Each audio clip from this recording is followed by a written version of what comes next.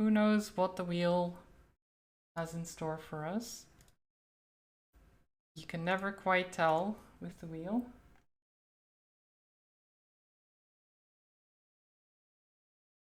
It will say Baldur's Gate 3. Possibly. It is there. It is right there. So possibly. But let's spin it and then see what it says.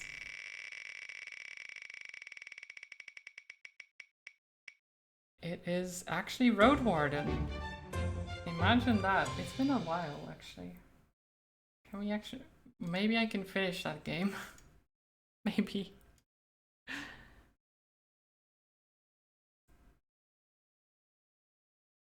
Maybe one day we'll finish the game.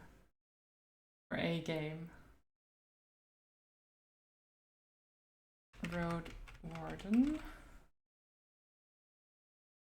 There we go.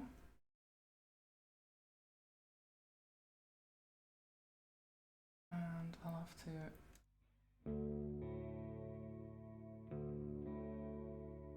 game capture. Oh, wheel. What are you still doing here? You're not done. Oh, we're done for now with the wheel. Okay. Continue. What was I doing? I have no clue. Let's look at our journal. We have many quests. Many uncompleted quests, including Become Rich. Becoming rich is not happening, I don't think. Sadly.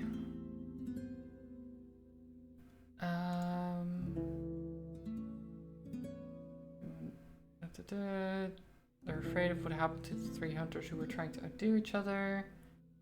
I found one of them, but I had no evidence. I was trying to cure the plague by using a holy seed born by Beholder, which is a large tree, and it eats magic. And it can also be found in human blood. So of course we need to make some blood sacrifices, right? I think that's the only logical conclusion. Right? I'm pretty sure that's the conclusion there. Admund, Dahlia, and Vashel didn't return from their hunting trip. Did they share any plans with you? Why would they? They don't waste our time, we don't bother with theirs. Everyone's already asked us. They ate there on the stairs, then left days ago. You consider his words when the shorter man starts to snap his fingers. Wait, I heard one thing. Something about, yeah, that they won't go north because of the dark magic in the tunnel. Okay, I mean, that's better than nothing, yeah. Have you ever met Erastos? I don't hunt all that much. Caius, your boss told me you had some sort of visions. I have nothing to tell you. Okay, well, fine.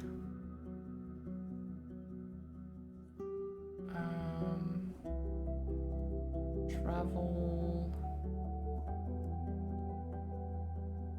So... Gotta go out and do some shopping before cooking. Be back later. Okay, Lumen, have a good one. Good luck with the shopping.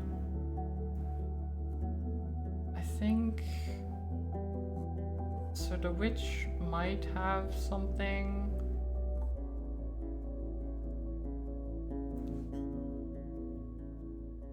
What time is it right now? 6 hours before dusk. I think if I travel to the witch and then to the Pelt of the North, we will make it in time.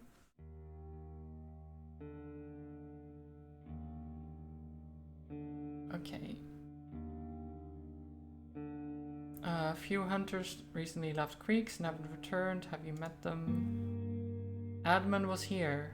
asked me about the lands east of the stone bridge in the north, but I couldn't help him much. Those lands are better left to...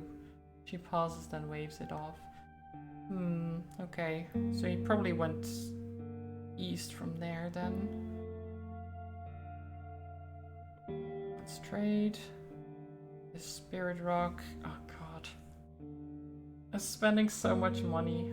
These people better help me a lot after I paid all this money to save them from the disease or whatever they've got. Oh, I can't get there before nightfall? Shit.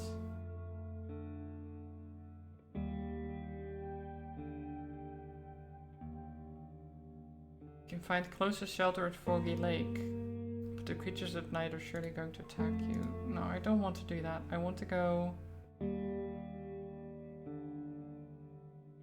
So wait, he said the land's east of the bridge here, right? That's odd. I want to go to the southern crossroads.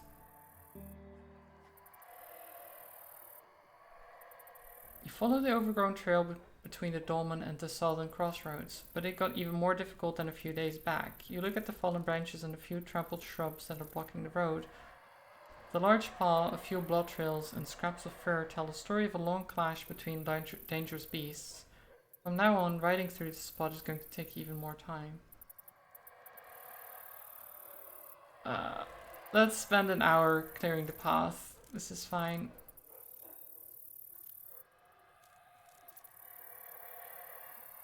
This is fine.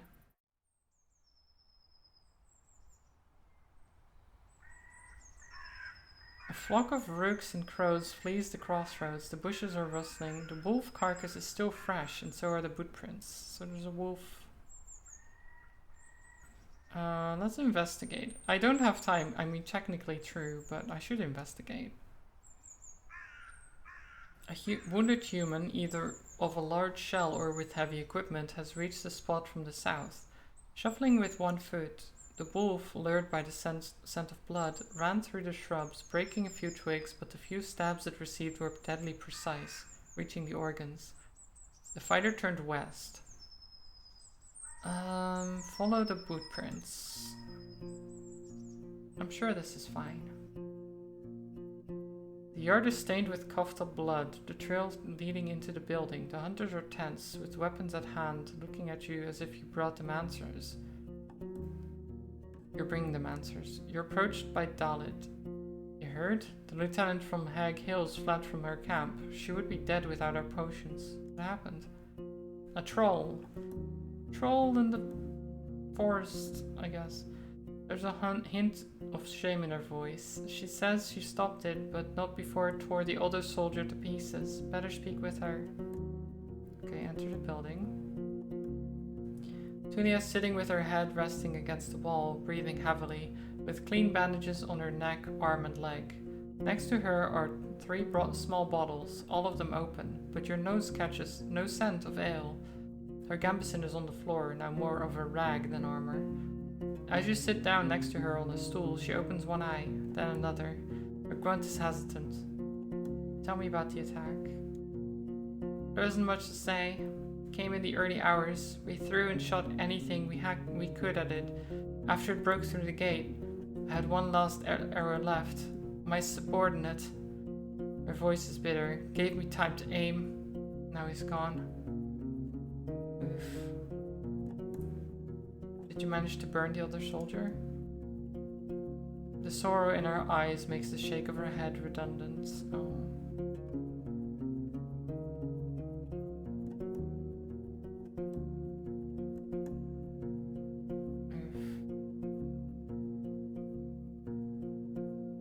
She's not looking good then. Take another look at the main hall. Speak to the man without a name. Are you planning to stay here for long? I may. I was asking the people here how much a coin would buy me in Hovleven, and they said it wouldn't be much. They did. I need a heavier pouch, and that means work, either here or on the other side of Hag Hills. Let me know when you have something for a fighter. I know how to move through the woods and how to keep myself in the shadows. Okay. Join Tulia. Enter the inn. Okay, no. Do you still have my reward, or is it back at the camp? After a brief scowl, she looks down and shakes her head, snickering weakly. I knew you would ask me that. Yeah, it's all there. I took everything of value with me. Okay, well that's good.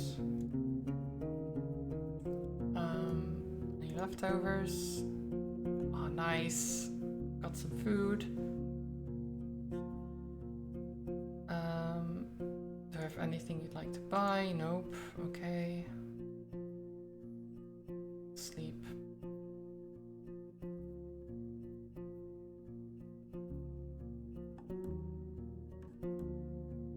That's fine. We'll sleep on a bench.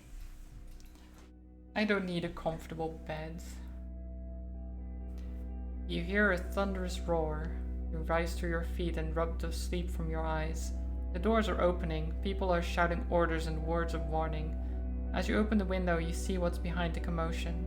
Something is on this other side of the wall, trying to get through, and the guards are fighting it off with their torches, spears, and crossbows. Thanks to their light, you see a large furry paws placed on top of the wall walk.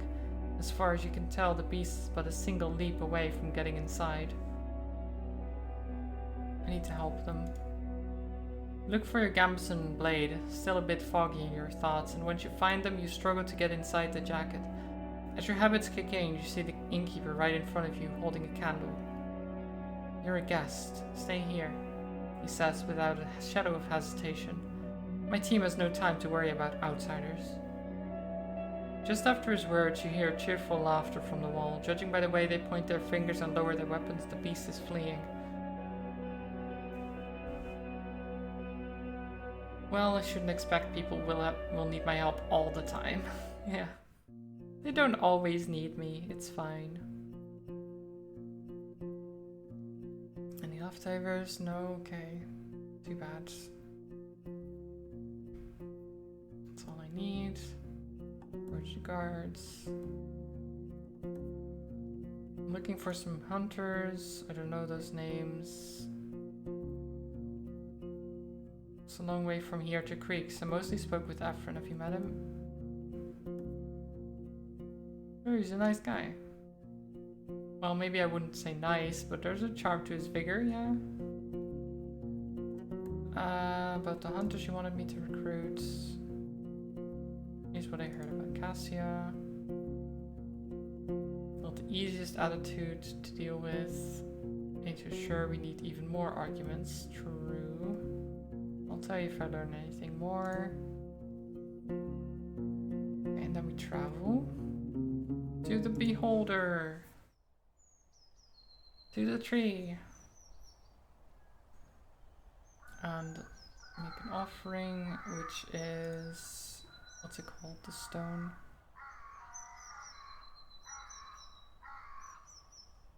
Wait, where is it? Oh, the spirit rock. There we go. Spirit rock.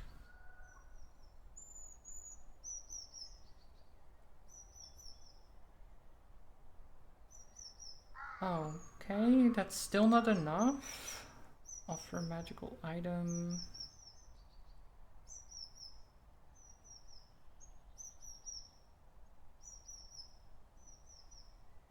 One of my healing potions.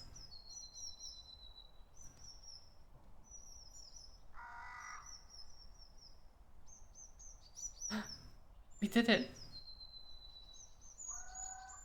The weird fruit that has suddenly appeared.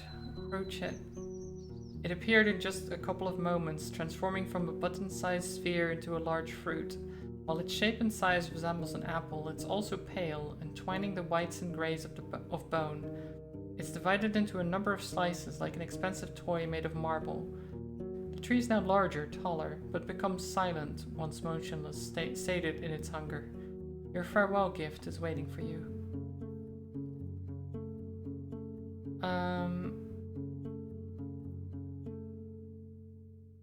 Yeah, just spend an hour or so. Pick it from where I am. First you make a curved hook, then a net-like piece of cloth spread between two sub-branches to plant a simple pool of fruit with the former, then catch it with the latter. You practice it on an imaginary branch a couple of times until you feel ready. All it takes is a single pull. It's a hard like bone, smooth like polished granite, and just as cold. Okay. Right. So did we have to take it to the druid? I guess we take it to the druid. He's nearby anyway. I have the fruit you told me about. IH, you were still fine, as far as I'm aware.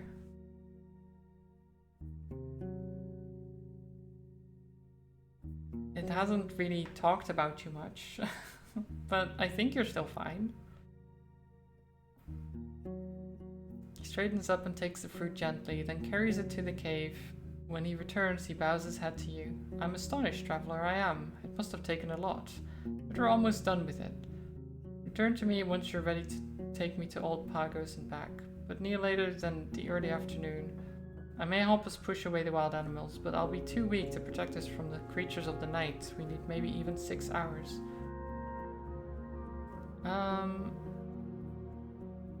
Show him the snake bait. What can you tell me about this? The snake bait.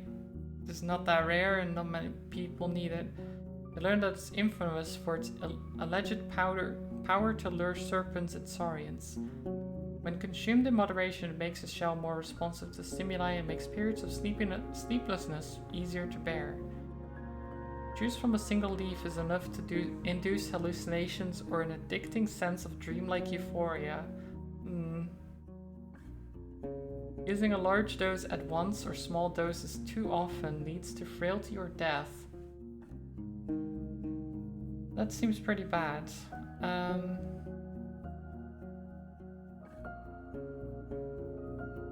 Trying to learn more about Erastos. Spoke with him in the very place not so long ago and he was convinced he's going to take a lighter craft. Okay. Have any hunters from creeks visited you? Yeah, it's too far away, isn't it? I didn't assume they would be here, but I might as well ask. I'm ready to take you. Without a word, he walks through the metal door and leaves you alone for a few minutes. Once he returns, he holds a red staff and a linen bag, which he gives to you. I'm old, you'll carry it. Wow, okay. Sure. He states matter-of-factly. He's changed into similar pants and tunic, but their greens, blues, and reds are lively. You don't see any stitches or patches. Still, he looks like an old commandant, not a priest. As you lead Age down the path, there you are, see? There isn't much of an opportunity to speak with the old druid. He looks around, observes the plants in the sky, but hardly ever glances towards you, and never for long enough to have a chance to read your lips. Nay, nay, I say.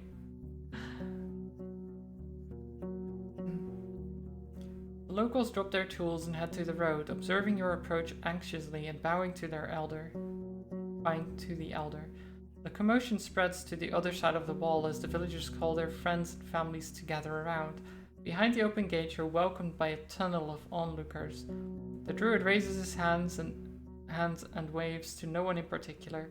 He moves forward silently, not interested in what he sees. Once you get to the fruit-bearing trees, you turn right. Crossing the bridge is not easy for an old man, but he doesn't ask anyone to hold him, instead putting his weight on his staff and taking slow steps forward. The welcoming committee awaits you on the island. The druids are gathered on one side while a group of elders are on the other. They stands in your way, right before the second bridge. When you reach her, there's a long silence. Let them play out their games a bit. The mayor welcomes the elder with a nod. We're honored to see your arrival, for a speaker. I hope you do not want us to leave us already. She puts her right hand on her chest and chillingly titters. There's no trace of her city accent. The elder's tone is both firm and polite. I'm not here. If there's been another path I could take, I would. He He looks around, observing the nearby faces. I'm glad to see you in good health. This place does not need me, and thanks to this stranger I can reach the people in great misfortune. Good day. The pale leader of the local druids steps forward, with fingers clenched around her staff. Beholder has been awoken. Our people have been the right to its seed. You're robbing us of a fruit for which we've been waiting since spring. Why have you just been waiting? I've been feeding it magic. Lots of magic. That I paid for with my own cold hard cash. It is my fruit. You fucking...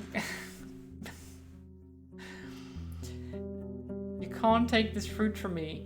I worked very, very hard for it, okay?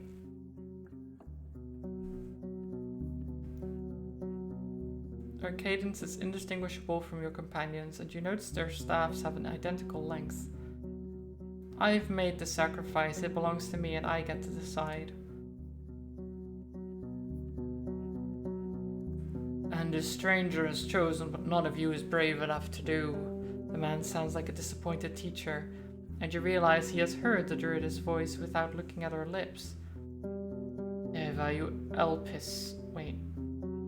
He points at the pale druidess with his staff. What is Elpis?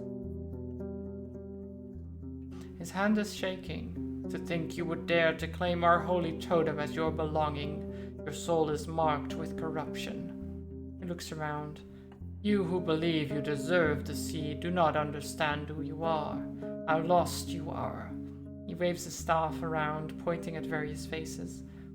He wants to move forward, but the mayor puts hands on her sides. In her eyes you see an unfamiliar glimpse of fear. You've already eaten the seed once, O speaker. Do not make us use force. He knows what he's doing. Let's let him. A good minute passes by before the elder speaks again. My wife welcomed you to this world, Blaze. I myself voted to use the seed to heal your weak bones. I cannot believe you've fallen so far. Our journey illuminates, no doubt, you are but a brigand. Only you can hear his sigh. Enough of this. Be gone. He doesn't wait any longer. He steps forward and the mayor gets out of your way, observing the two of you with fear and fury. You cross the bridge, then the open gate. The man returns to silence, but his back is bowed, shoulders drooping. Oh, we're almost there, yeah. Oh, these people. They're like, we have a right to the seed, even though they didn't do anything for it. Like, I spent a lot to get that seed, and I'm planning to use it for good, for like curing an affliction that plagues an entire town. I feel like that's worth it.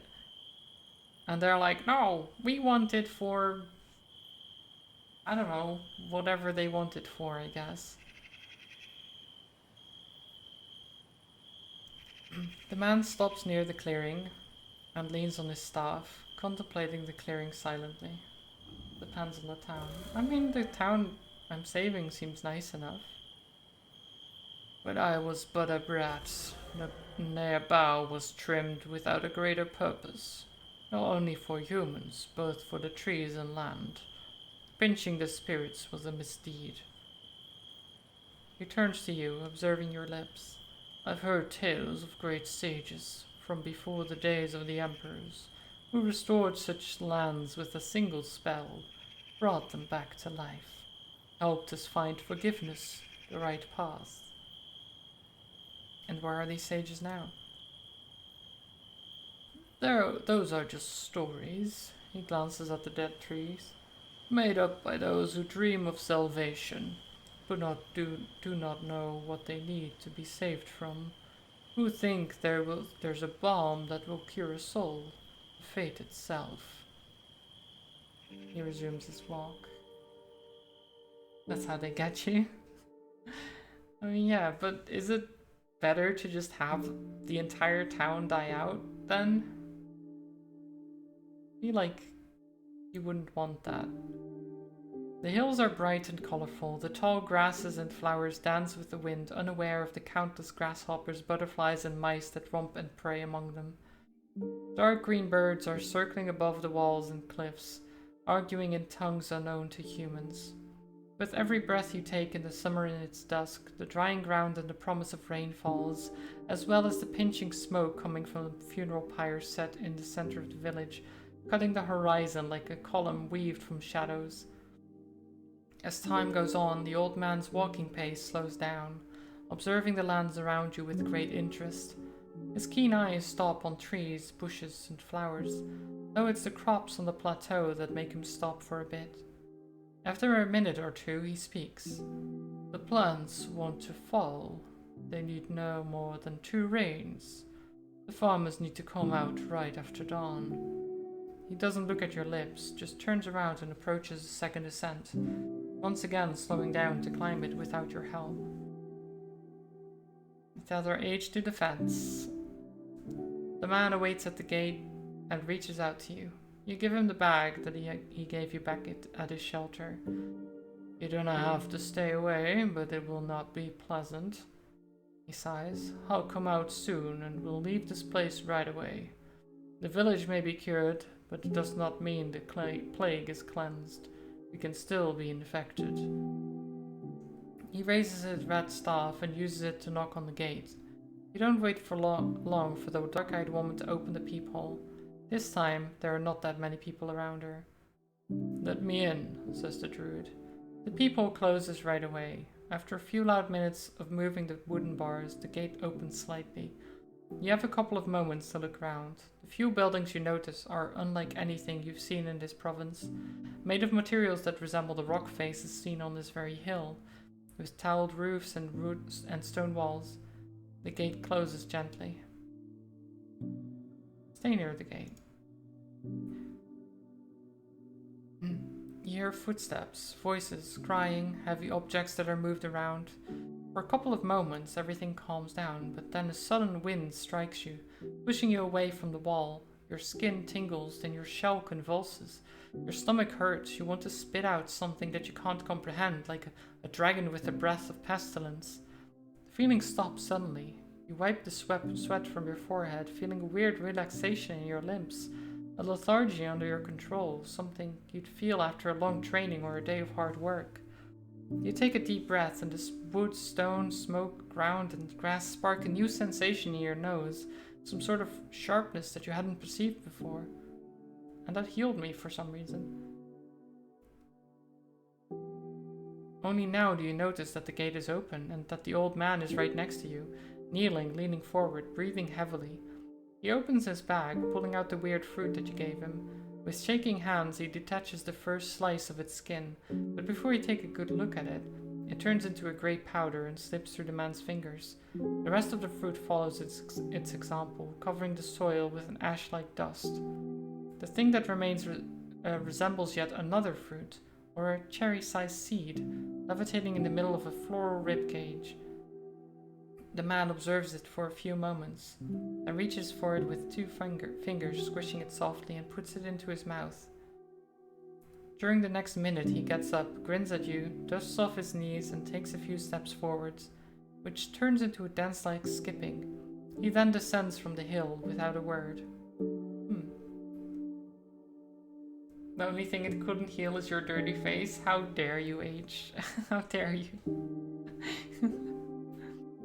You hear the joyful calls of the villagers, their hysterical laughter and names screamed at the sky, welcoming those that have awoken after a long dream. Yeah, there.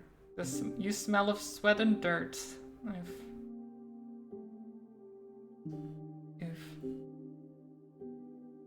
Okay, follow the druid. For the first hour, the elder swings his staff around like a conjurer in the marketplace and hums to himself like a drunkard. His walking pace remains stable. As time goes on, this frenzied state fades out. At first he returns to using his staff, then gives you his bag. He looks down, hobbling, and finally asks you for help. Get him in the saddle.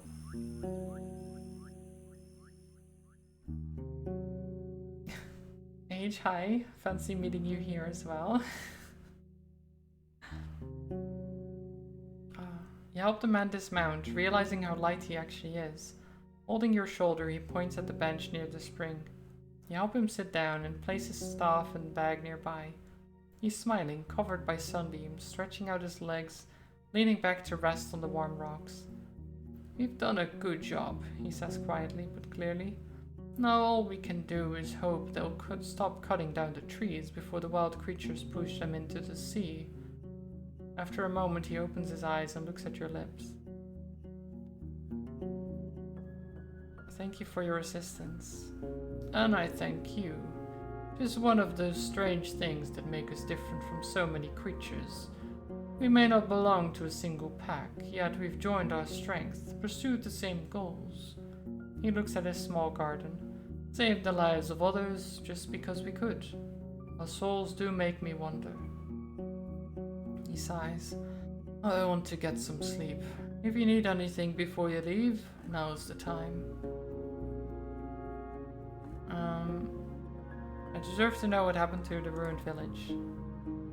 What do you think happened? It was destroyed during the Wrath of the Herds. It's not everything that happened. It was pillaged by humans, then destroyed by monsters. Yes, you see our shame. Well, okay. I guess I know. Can I enter the cavern? So be it. We are humble people and we do not have much to offer, but at least there's a scrap of floor for you to lie down on, and a stream to wash yourself. Follow me. The door, made of steel and surrounded by bricks, could protect a treasury or an armory. The same amount of iron could be used for dozens of tools or over 100 high-quality spears. You wonder what would happen if there were no more druids around. Would scavengers detach it and melt it down? Would it stay here for centuries as a relic of the old past? The old past? Why did I add a word? There's a single plate in the middle, used to lock or unlock a latch, and an additional padlock, which requires its own awkwardly large key. There may be a similar device on the other side. The gate squeals and moving it makes the man pant. I can imagine, like, a steel door is not light. Oh, look at this. He has treasure. The cavern is austere, lit only by several candles. The corridor leading deeper underground is flooded. The air is humid but free of mold and putridity, despite all the wooden furniture around. The man points at a bunch of brown and grey furs lying on the floor, mostly taken from boars and deer, though there's also an especially large one that belongs to a red and black bear. Feel free to pile them up. This should make for a soft bed. Just be sure to spread them around when you wake up. I need them to cover as much ground as they can. He also nods towards his wooden table where you can see an array of expensive instruments made of glass, gold, and copper. Bottles, scales, knives, alembics, mortars, a crucible. And if you do not know much about alchemy, stay away. It is expensive, a keepsake. If I find a single scratch on it, you will not be welcome here anymore. Okay. Look at the woman lying in bed, covered by a blanket. Wait, there's a woman? They didn't mention that. She's more touched by time than the man. Her eyes are wide open and observe you with something between fear and curiosity. But when you make eye contact with her, she starts to murmur nervously and covers her head with a blanket. The man also notices her movement and strokes his beard when he sees you look at her. That's my wife, and the best thing you can do is to ignore her. Her soul is shattered, her shell is weak. She no longer speaks. She was the owner of this table. You ask if she won't be bothered by your presence, and you see his sad smile. She will forget about you soon after she looks away, but she's dangerous in a way. If you keep your distance, she will not approach you, but when she's stressed, her powers take control over her. Protecting a mad magic user is difficult, traveler. I won't bother her. And you have my thanks. I will not use the padlock. You can leave whenever you want. Your mount will be safe, you can be sure of it. First, your chemical instruments.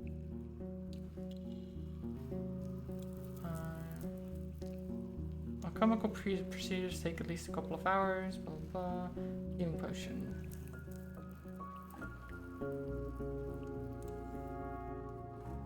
Make a healing potion, because I just used my other one.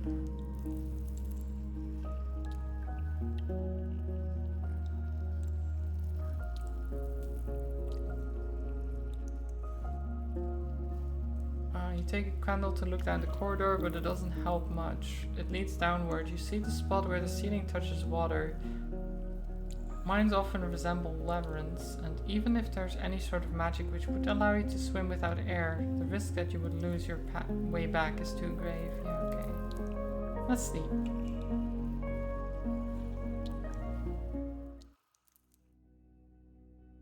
I don't know if I have any food in my pack, actually. Jaeger, thank you for the hydrate.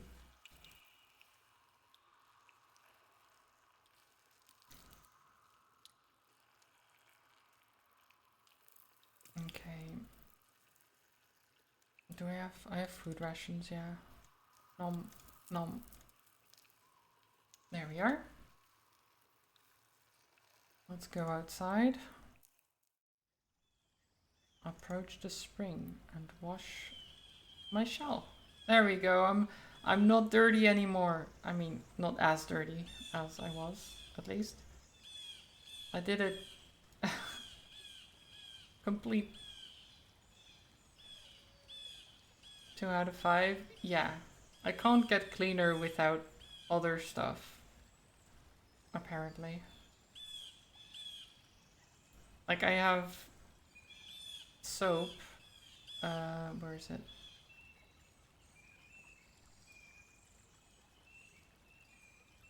Here. I have soap.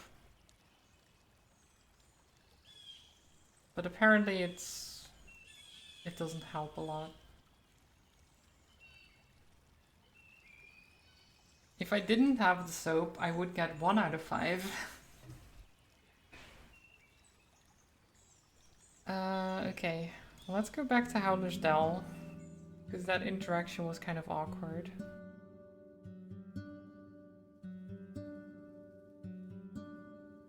Once you're done with the unpacking, 3 armed men show up behind you. Their gambesons are tightly fastened, eyes grim. She wants to see you, says the man with the braided beard. He's holding a large stone mace, and you'll come now, okay? After you. Okay, they're not happy. You're surrounded by curious glances and worried whispers. Thace is in her usual spot, holding a mug with both hands.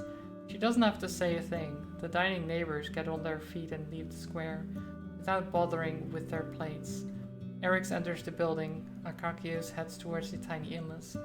Excluding the guards who watch her every step, you two are alone. She waves her hand and you get pushed onto a stool, almost hitting the ground. Forgive us with all these precautions, she says with a thick local accent, observing you all with piercing green eyes. But I'm not sure who you are.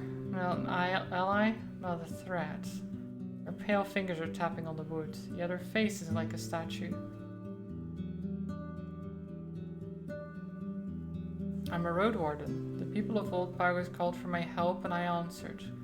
May they keep their scrap of the land safer for the sake of all of us. Your view of the peninsula is off. You cannot help us all, yet stay on the side. When some of us gain, others lose. You took away our treasure, and now one of us will die because of it. A sick elder, a weak child, a hunter who can't be healed with a spell. Her eyes narrow and keep piercing through your skull. Would you push one of us from a cliff to save another village?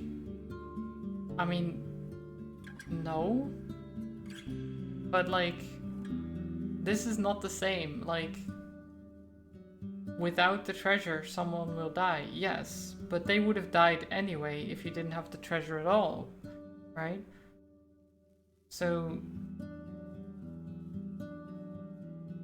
like, saving an entire village with the risk of someone possibly dying later on, it's like, okay.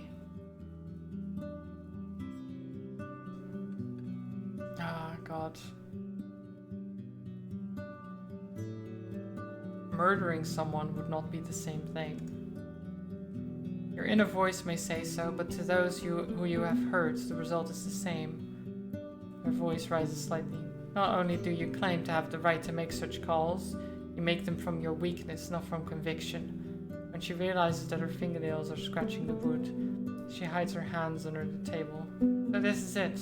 You took our treasure, thinking it was not a big deal, and I and the others... She runs her eyes over the people who are staying at the edge of the squares. We will have to pay for it. You're not to be trusted, if you say so. I'm not petty, Marley. She returns to the accent of the city folk. You can still enjoy your stay at our lovely village, she says with a sigh, then puts on her usual smile, with a hint of smirk. We can still use your services. You may be a stranger, but at least you carry dragon bones.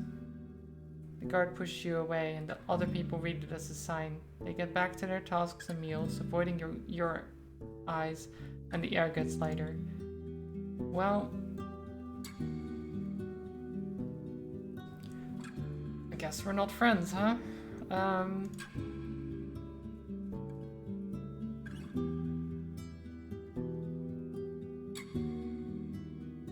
I bring news about Glacia's band.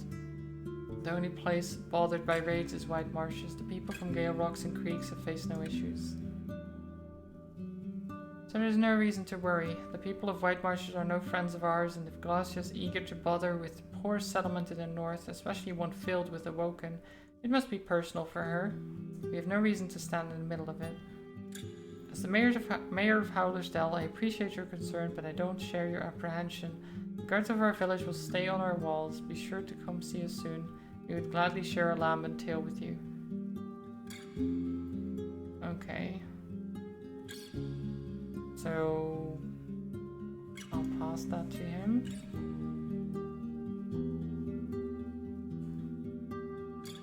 Have you lived in Hovlefin your entire life?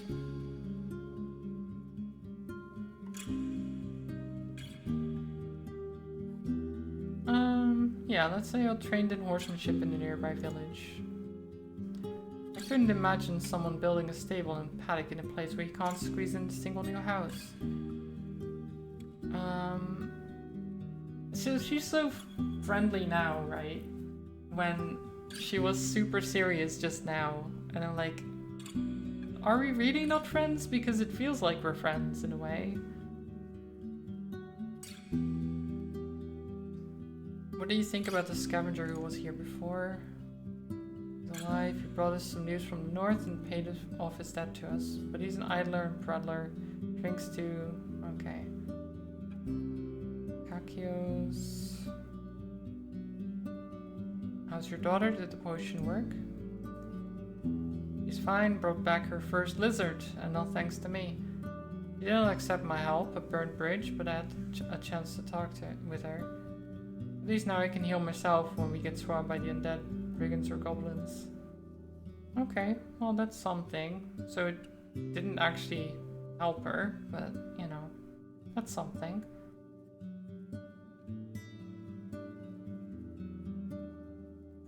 What do you have for sale?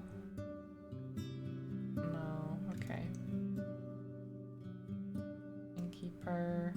I'm looking for the hunters.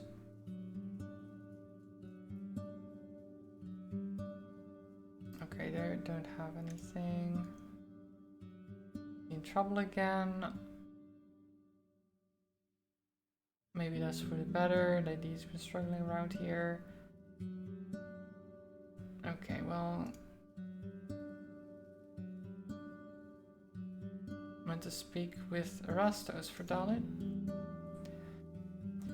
You ask an archeress if she could point you to the trapper, and she directs you beyond the walls to the edge of the northern pasturage. There next to a creek, a lone wanderer examines simple box traps. Hearing your steps, the man sends you a glance, but soon returns to his task. In the city, he'd barely be seen as an adult. His facial hair is sparse and light, and he's shorter and slimmer than most women in his tribe. His elegant dark blue tunic suits his tanned skin, and the long dagger he's carrying has a carved handle. Dalit heard you're interested in heading south. He still avoids looking at you. She did? Are you taking me there? His voice is surprisingly deep, adding to his years. Won't you miss home? Nah, no one to talk to. Okay, fair. What are you going to bring to the table? You see, caught a hare yesterday in a box in a snare. I can cut and dress belts too. Yeah, nothing more, okay? Yeah, I mean, something. Can you survive in the woods? Why would I? I'll go with the group, dig holes, sharpen sticks. It's not like I'm going to put anyone in danger. This job is much more difficult than you think. All hunters act as if they're masters of the woods, but they die all the time. He grabs the nearest box. One of the walls turned out to be loose, so he adjusts quickly and starts to wander away. Just give me a chance to do what you want, and I'll do it. I can go any day, any hour. I guess that's that, okay? Interesting. Let's go to Old Pago, see if they at least welcome me. Plan worked fine, nice, good. There's no beast to be seen. Through the closed gate you hear muffled conversations and echoes of stone cutting. You knock and Tertia soon orders the door to open it. She stands in the middle in front of dozens of members of her tribe, though you're still told to keep your distance. The signs of illness are carved in the exhausted faces of the elders and children. But this is not the day of sadness. You're greeted with triumphant shouts and applause. Tertia turns out to be tall and skinny, holding a spear that would be too long for most, but suits her size. While her tribesfolk are wearing tunics and robes made of ibex fur or hemp, she has put on an impressive breastplate made of animal shell. She has short dark hair, and while her skin is dark brown, you can tell there are others in her village who carry the blood of the southerners. Her voice matches her cheerful brown eyes, and she speaks in the name of her people. We keep you in our prayers, Marley. If it could, we would invite you to a feast, but we need to keep our distance, at least till the end of winter. We'd like to reward you, even if there's not that would make us even. I mean, that's a better response than, you know, the other village. Oh? There's not but one treasure we own in this village, a stuff very close to our hearts. She raises a rod made of iron or steel, a bit longer than a finger span but thin, finished with a flattened edge for cutting. It occurs to you that it's a simple chisel. An elderly man chips in. It belonged to my son, the greatest sculptor that has ever lived in Old Pagos. To write's glory and our great joy. His words are sonorous and solemn. It's filled with pneuma that makes its holder's hands so powerful they can carve in granite, so precise they can write in glass. Short pause. And if you think you won't put it to good use, we took the time to gather our savings. It's not much. 18 dragons, but not. Ah, our chuckle sounds like it belongs to a different soul while lost in the past. Nice.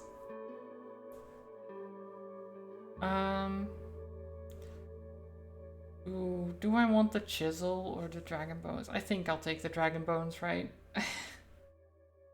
Money. She throws the pouch towards you and it lands next to your booch. It pleasantly fills your hand with dragon bones trying to flee from your grasp. Be blessed, Warden. And return to us in spring so we can show you our home. Show my respect with a bow. Yeah. After some time, the villagers disperse and Tertia's eyes brighten. Her confident stance adds strength to her voice. Is there aught else you need, Marley? Are there any hunters from creeks locked in there with you? You're the first soul who came here in a very long time. Okay, fair.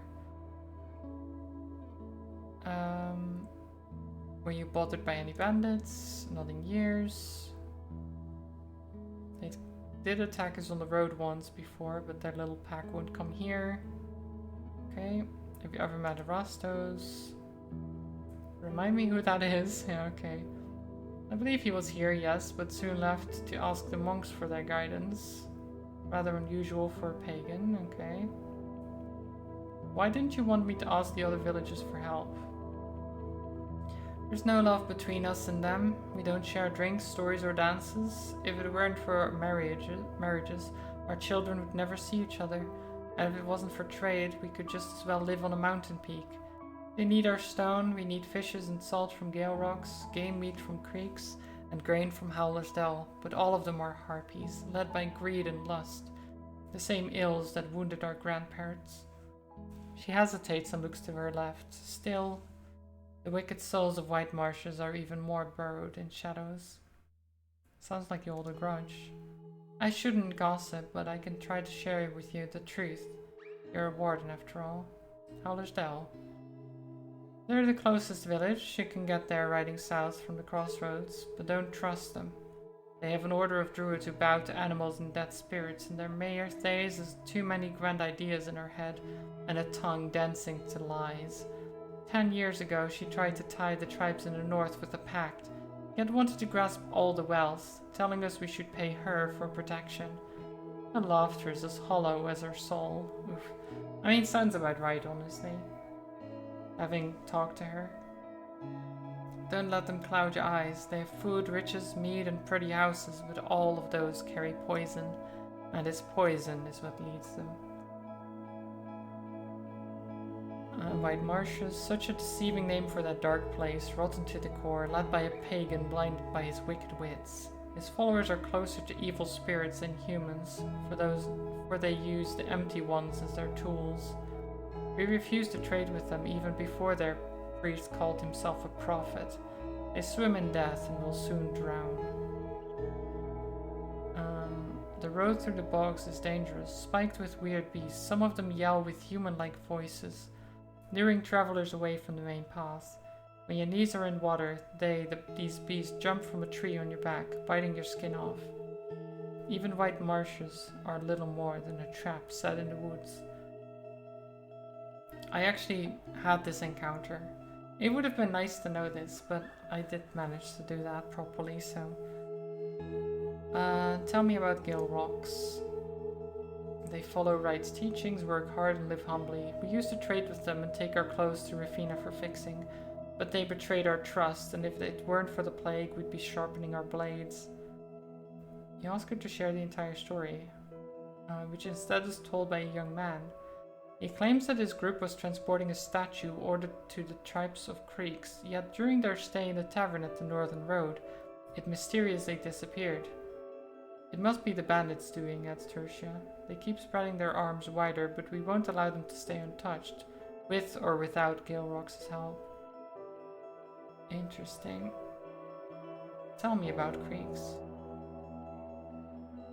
I don't know much about them. It's a small village to the far east, younger than me. They came here as refugees from the war and now hunt for wild meats and pelts, but have got almost no dragon bones to spare. When they tried to get our bricks, we had to refuse. We've got little reason to travel so far, and they wouldn't be great neighbors or friends. They drink a lot, hunt for sport, die often, and give birth to many children. I wouldn't rely on them. Oof. Oh. The clues you've gathered suggest that this lazy peninsula went through many changes 10 years ago, accidentally around the time when the southern village has fallen. You could use what you've learned to ask the locals what exactly happened. Oh.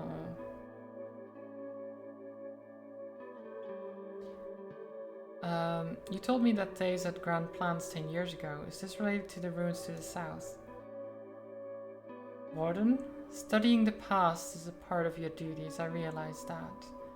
But you'll find naught of worth in that place, and naught that can be fixed. My duty is to keep everyone safe, and I can do so only through silence. What happened? I want to know. The weird creature from the bogs you told me about. I've got quite the story. Axe to doubt. Yeah. Tertia reacts to your story with a wholehearted laughter, and as a group of the villagers gather at the gate, you're asked to repeat the whole thing. You tell about the dark cat and its grey companion, not forgetting about your desperate attempt to save a lost soul. But what happened then? Asked the boy you don't recognize. Did you kill the cat, Warden? It ran away, but I'm sure it's fine. I'm sure it's fine. It's fine. Oh, I see. But is then the kid responds enthusiastically, but is then reprimanded by an old woman. Nah, hush. Who knows whom it will try to murder next time? We ought to wish doom upon the monsters from the shadows. The say writes tablets, adds another elder. A beast of such sage schemes is naught but a threat to all of us, more a catfolk than a cat. For this is how one reckons if a beastfolk is a hungry savage, or a mug that can be reasoned with. They run on all fours to hunt, but on two to listen. Okay. The mumbling of the other villagers suggests not all of them agree with these words. As they argue, the brown-eyed woman returns her glance to you. People looking for spouses. Do you have anyone who wants a spouse? You gave us hope for the next season, but we still don't know if the winter is Paris. I can't offer you any promises. Yeah, fair. Okay, that's fine.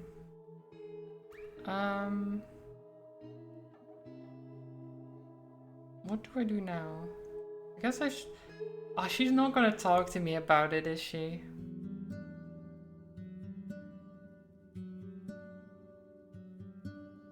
Let's gossip for a bit. Go to main square, go to Thays.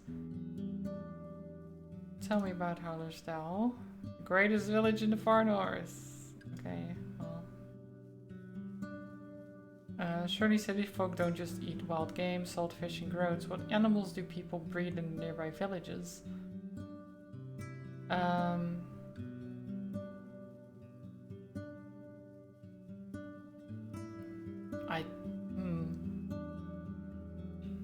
Mostly pond fish and fowl, but some can afford to buy boars. Yeah, let's see that. The meat of the tribes, yeah, that's delicious as any.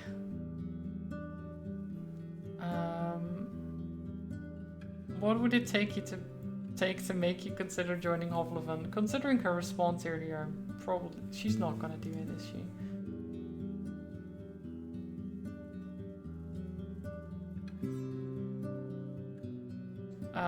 Some gestures of goodwill would be a great start. Since you're the guild's messenger, I need to know you can be relied on, okay? Do enough for my village and I'll hand you a beautiful signed letter, a list of all the things my neighbors are looking for, as well as what they can give in return.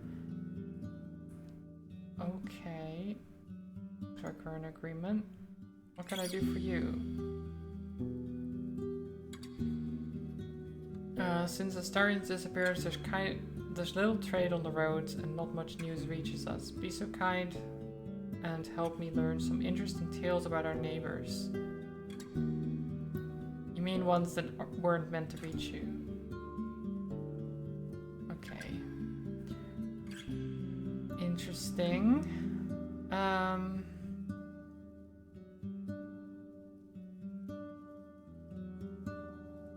The forest garden at the edge of the bogs is now mostly abandoned.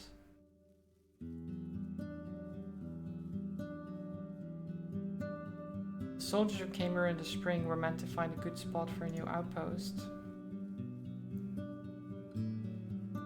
And let's say the squad that made camp at the Southern Crossroads is now nothing more than 2 people.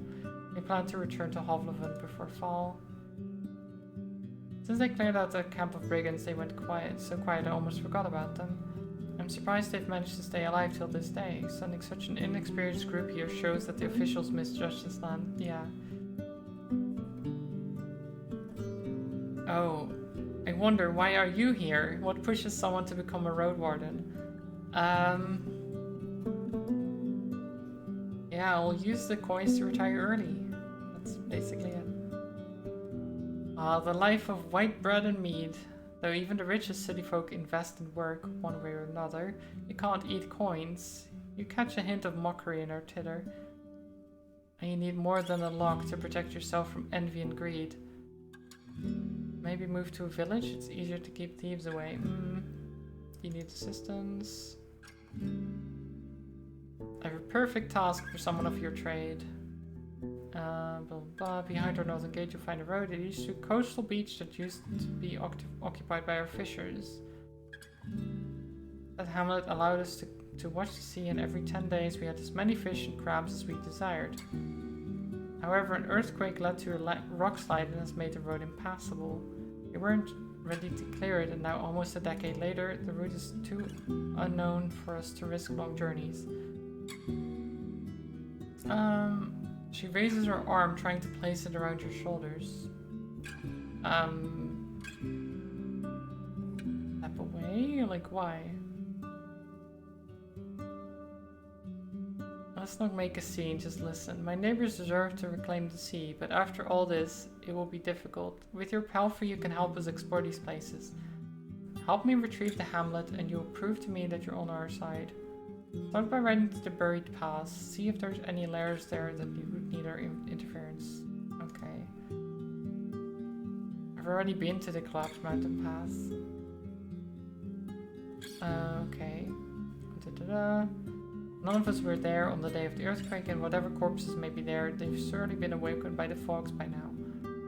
It's still better than a wyvern or a lair of harpies. The plan stays the same. You take 20 diggers and guards and escort them to the rock slide. Your job is to keep them alive and well. It may take many hours, maybe even an entire day, so you should start in the morning. Okay.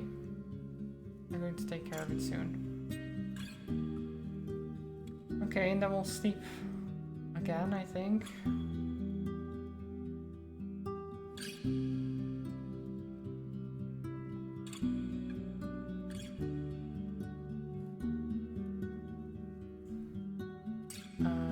Just wait for till evening and sleep.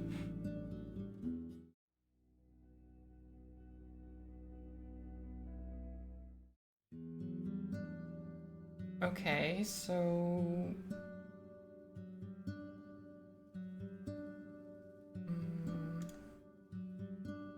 eat that, and then we talk to the mayor, ready to escort people.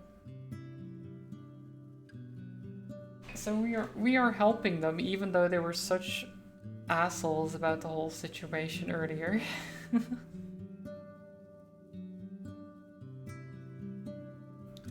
They're healthy, well-fed, and in most cases young. Their chattering's filled with excitement. The older expedition members are going more to lead and advise. They listen to the instructions carefully and are first to take spears from the guard. It doesn't take long before you're ready to leave. Open the gate! Let's go. The workers carry clubs, spears, and a simple wheelbarrow filled with food rations, water skins, and tools. While one spade and one pickaxe were made of precious iron, other ones were made either from wooden planks, in case of the former, or deer antlers.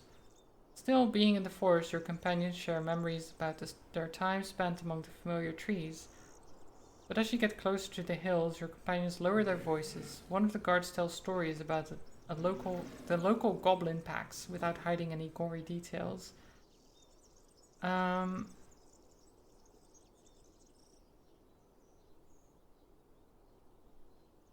Oh, do I keep them on their toes, or do I try to help them relax? Do I go like, look out for the harpies too, they could just get ya. Yeah, look out for the harpies.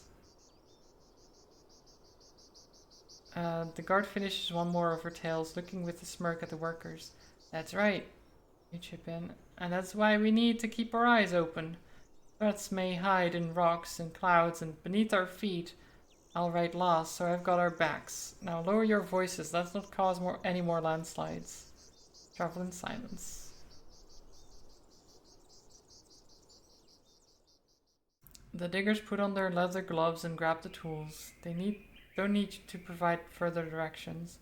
One of the older men whose arms are covered with healed claw marks assigns tasks and roles. Finally, as the first sound of the pickaxe cuts to the sky, the overseer turns towards you.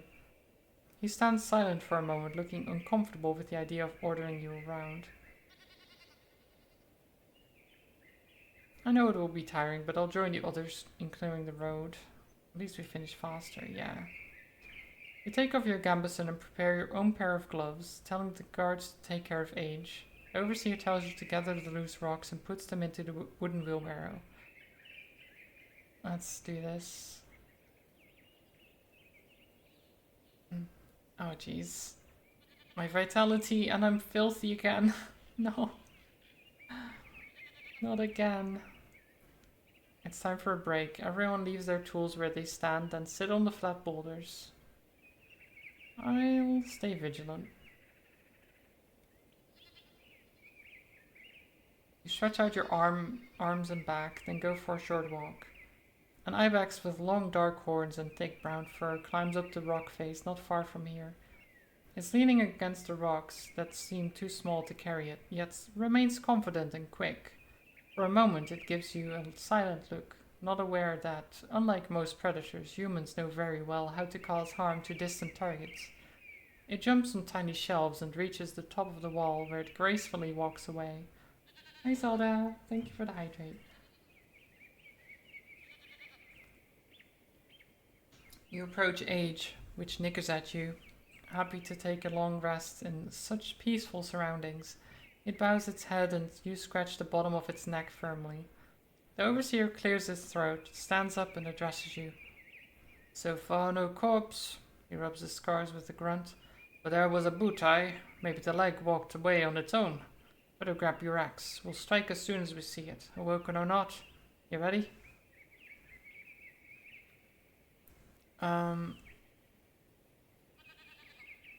Just leave it to me and the guards. You're that confident, do not get yourself killed.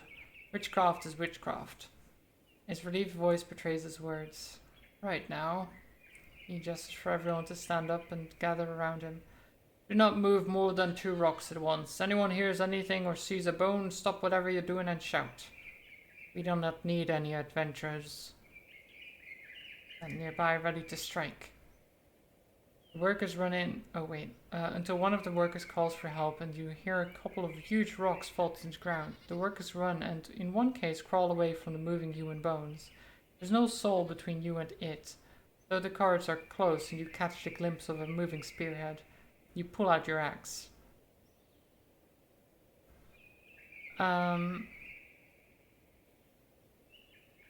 Let's observe it first. You stand with a raised weapon, observing the moving creature.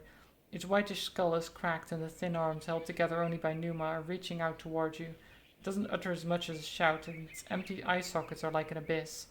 The crowd observes the creature, at first with frightened gasps and in silence. After a couple of heartbeats, the overseer points at the corpse. The bloody bonehead has no legs! The shock loses its grasp. One of the guards pokes the undead with a spear, and before it manages to catch the weapon, it gets hit once, twice, and many more times until it stops moving.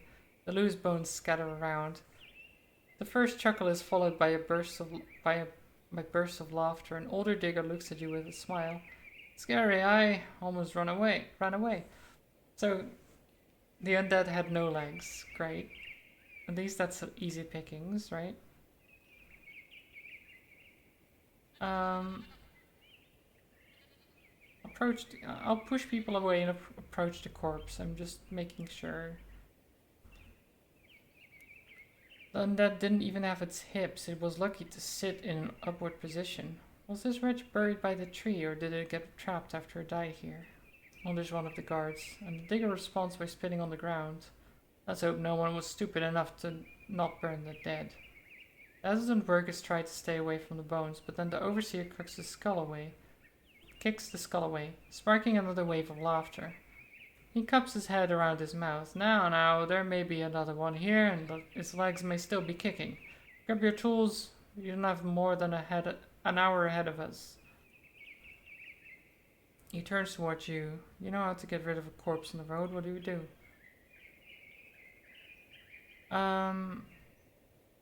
That deserves dignity. We need to burn it. Aye, hard to argue with that. Take 5 souls with you. Okay.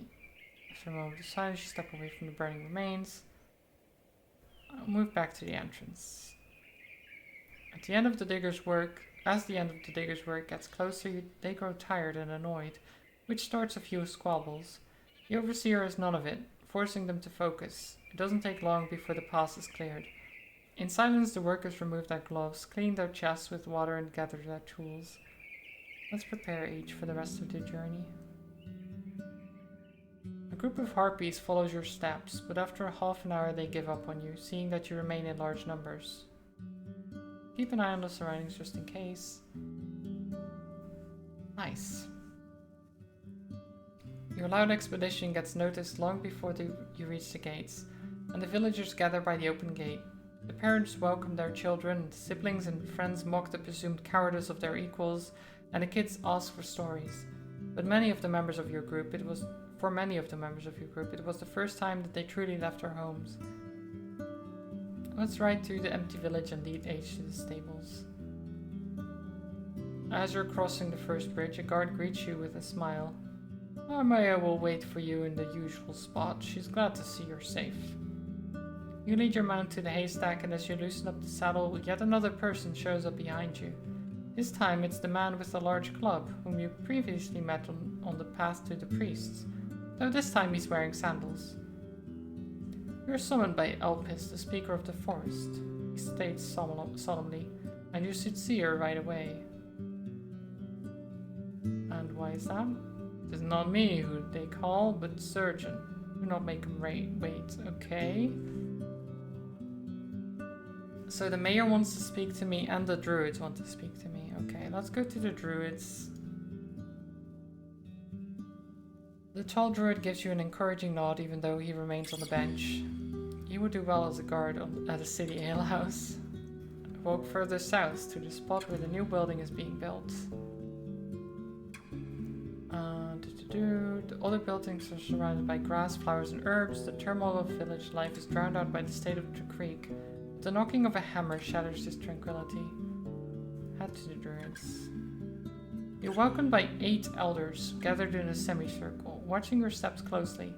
They're not as large as the workers, and their clothes are far from humble. Instead of hemp pants or tunics, they wear colorful robes and dresses made of wool. They vary in length, style, length, and embellishment, separating them from the outfits of monks. You spot belts and cords, sandals and closed shoes. One person is bald, one has silver hair long enough to cover her back like a cape. Most of the druids are clean and rested, though one is a bit of a sloven with uncombed hair, stained clothes and dusty feet. Unlike Priest of Hovleven, their hands are marked by scars, hard skin, old burns and missing fingers. Still in silence, a woman with a staff steps forward. Her grey robe is decorated with a brown thread that portrays leaves, tree branches and birds. She's over 50, but the youngest one of them all. Her back is straight, with the grey hair only an inch long. She doesn't need a walking stick. Her weapon is smooth, longer than she is tall. Her blue eyes are vigilant and keenly observe your face, as if in search of venom in your nose and lips. Her lips are thin and small, formed into an austere line that shakes slightly, as if she's on the brink of loss. She's on the brink of a burst of anger, rather. I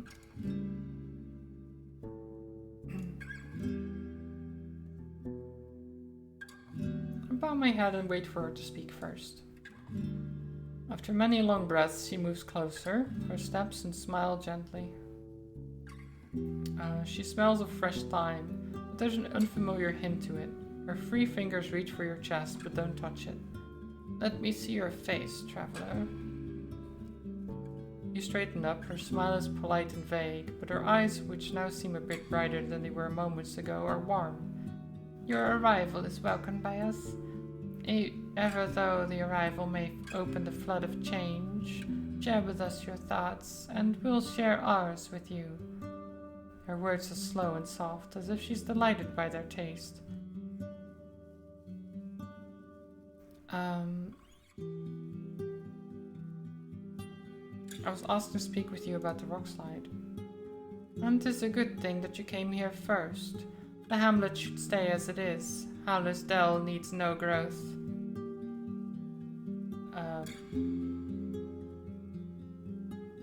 Tell me more. Our people need no more gluttony, no more opulence. No creatures can ever gain everything that it dreams of, and that's a hurtful pursuit, a run that breaks limbs. We have to go, Zelda. Have a good one then. Enjoy the rest of your day. Days' heart belongs to Hovleven. Give her what she wants now and she'll be weakened. When the day of hardship comes, she will not have enough strength to accept it. So it's just politics. A not a changed topic. I'm not gonna lie to the mayor, actually. Need to tell you about the plague. I cannot help with this tragedy. Blah blah. Travel south to the great healer who lives in the caves beyond the beholder. Well, I already did this though. It feels a bit weird.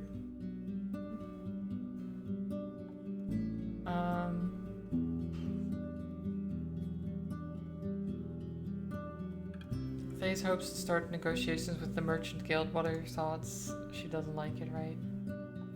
We're not the ones to tell our village how to act or how to think. If they decide to follow their mayor, we'll follow. When a bear enters your house, you do not scream at it, nor hold the door for it to leave. You wait or throw it a fish. But if it heads to the bed of your child, you jump on its back. If all you have are your teeth.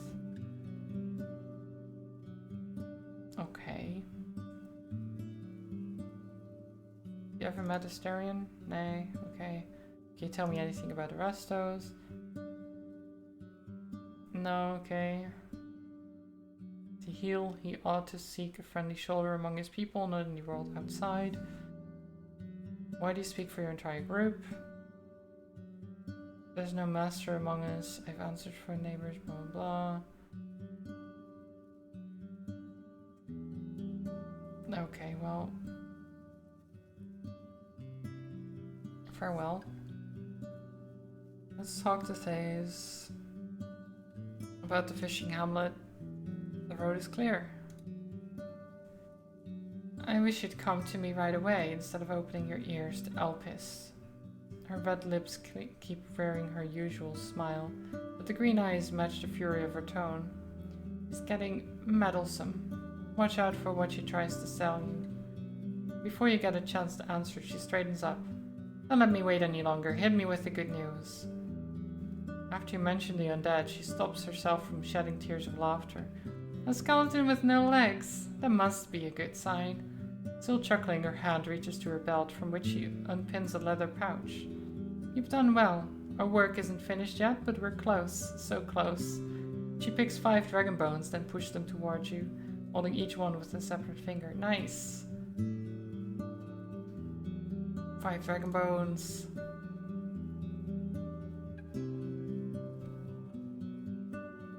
Twitchy, hi, welcome. I hope you're doing well. What is this nightmarish trick? You read my soul, Marty. Pay close attention to what you'll find. She rubs her pale hands, then starts to count down on her pale fingers. How many cabins are still standing? Are there any lairs nearby? Any signs of vagabonds, soul-eating mold, broken walls? The more you learn, the better. See you soon. 2 days off as of tomorrow. Nice. Nice. Mostly lurking for now. That's good. That's fine. I hope you have a good lurk then. But yeah, having days off is always the best. You surely don't avoid hard conversations, do you? Most city folks feel hesitant when they meet pagans.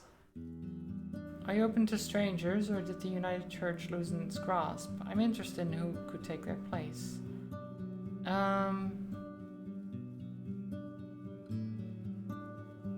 The Uniteds are matched by the New Order of Seekers, but nothing is set in stone yet.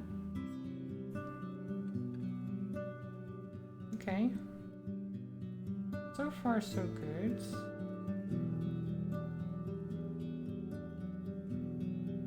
So we can go this way now.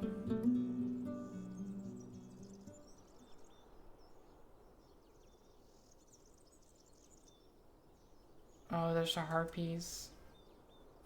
The creatures are smaller than goblins, with ape-like features and talons that make you think of a parrot. You could try to get through them, but you have to scare them off for good, otherwise you won't be able to ride back east uphill. Let's quick save.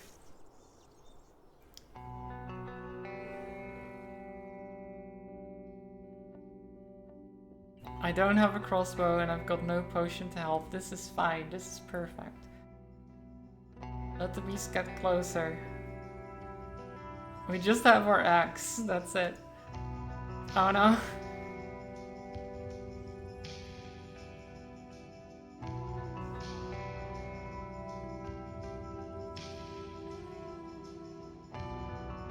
The beast grabs your arm, cutting through the gambus, and is strong enough to reach the deep flesh before you cut through its neck. The others let you be, exchanging sad glances as they land next to their wounded allies.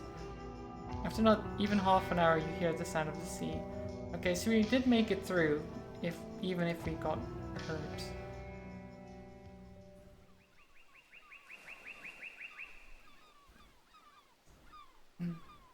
The signs of human presence are fading away. The grasses overgrow the path. The palisade and building are already collapsing. The lonely tree, still bearing signs of human pruning, is unkempt and wild. You see no smoke or lights. Keep H close. In the north, you find tall rocks sticking out of the land like fingers of a buried troll. The southern brook hides even more grasses and shrubs, which end with yet another rock face. There are no obvious obstacles that would block you from entering the village, but there's also enough space to look around the wall.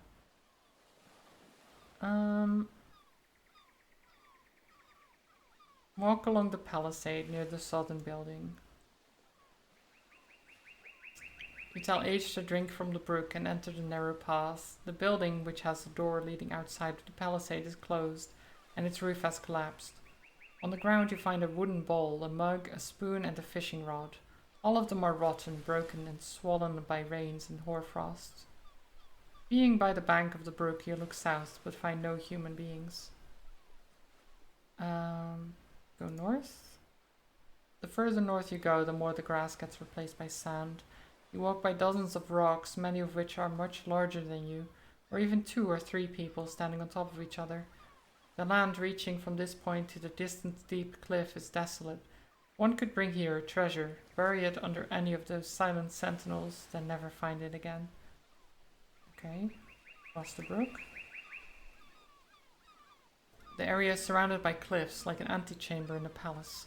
The meadow here is modest, but still lengthy enough for age to enjoy it. You count the tree stumps and boughs, then realize that this lee is but a dead shell of a lush copse, a clearing left behind by settlers. A single shrub is still alive, too weak to withstand the sun and winds all by itself. You think of the roots spreading beneath your boots, now dead and rotting. Go to the shore in the west. The stones here are almost as huge as the building, both on land and in water. You can only guess how much space they occupy beneath the surface. You inspect the dead trees growing by the brook and find an old necklace among its roots. It's made from a leather strip, now covered in mold, a long cream-colored seashell and a few thin round flakes, most likely made of a sea monster's tooth. You try to wash it, but to no avail. Rub it into a sack, and then enter the hamlet. The roaring ocean overwhelms the whimper of soggy broken beams. The huts would take a lot of work, but are not beyond restoration, especially the ones in the center, whose simple roof has managed to protect its walls. By its open entrance you spot a bucket of water, as well as bootprints. Anyone here? I don't want to hurt you. After a few breaths, the tall and slim woman steps onto the threshold, her strong longbow resting against her hip, and you spot the arrow quills sticking out from the quiver. She's standing sideways to you, ready to take a shooting stance. This, combined with her raised chin, gives her a proud, confident look. If she's a traveler, it's unusual that she carries no major scars, bruises, or wounds. She's tanned, with flaxen curly hair that is too short to reach her shoulders. It's disorderly and of uneven length, but most likely cut with a dagger. Her upper lip is unusually large.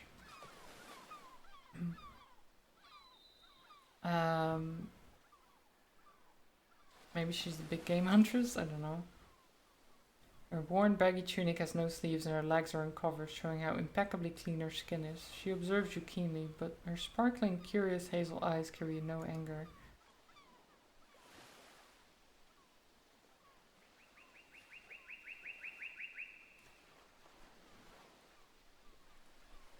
I'm sorry to disturb your peace. Can we talk? She bites her lower lip and glances at Age. About what? You think I came here to find new neighbors? I'm the Roadwarden. She clicks her tongue and looks away, observing the sand dancing in the wind. So there's a new one already. But there's not much to find for you to find here. There are not even ghosts here. Is this not your necklace? She doesn't reach for it, and instead lowers her head to your open palm. Nah, 'tis ugly. You found it here? Must be old, from before my time. Who are you? Just a friendly recluse. She draws the bowstring gently. Though not a very patient one. But tell me what brought you here. The people of Howlersdale want me to check on the place. Nah, let's not troll shit one another. We'll just stay as one. Coming from her mouth, the mayor's name is like a toothache, okay? Why do you think it's her? Everyone else has given up on this place. Only she still brings it up. If your horse is here, someone helped you with the rocks. And no farmer would come here without an order. She wanted me to take a look, see if there's any monsters here. Blood on all of it. Looks at the gate, lets out a huff, then straightens up and meets your eyes. She must not know what you've seen. She points at you with the tip of her bow. Do not tell her I'm here. Or better yet, don't tell her this place is still standing. You're her daughter, the one started by goblins. Aye, that's my story, and I need to stay this way. Astarion helped me. Tears well up in her eyes, and her brown cheeks blush. Her voice fills up with spite. Daze takes whatever fits in her talons. She was pushing me into marriage out of spite, to punish me. But I will not be chained, not by her, not by others. I'm a master of the bow, the hunt, and spells of mine. I'll come back as my own soul, as Aegidia, the archeress. Now you're Maya's daughter, and she'll have no power over me. Why do you want the villagers to stay away? I hope Howlers will prosper, I do, but they already have more than they can eat. I'll meet with the forest speaker after first thaw and show them I can handle this place. I'll be its guardian, live here with my friends and not the mayor's eye. Step closer to you. The corners of her eyes are turning red. I need it, more than they need some fish.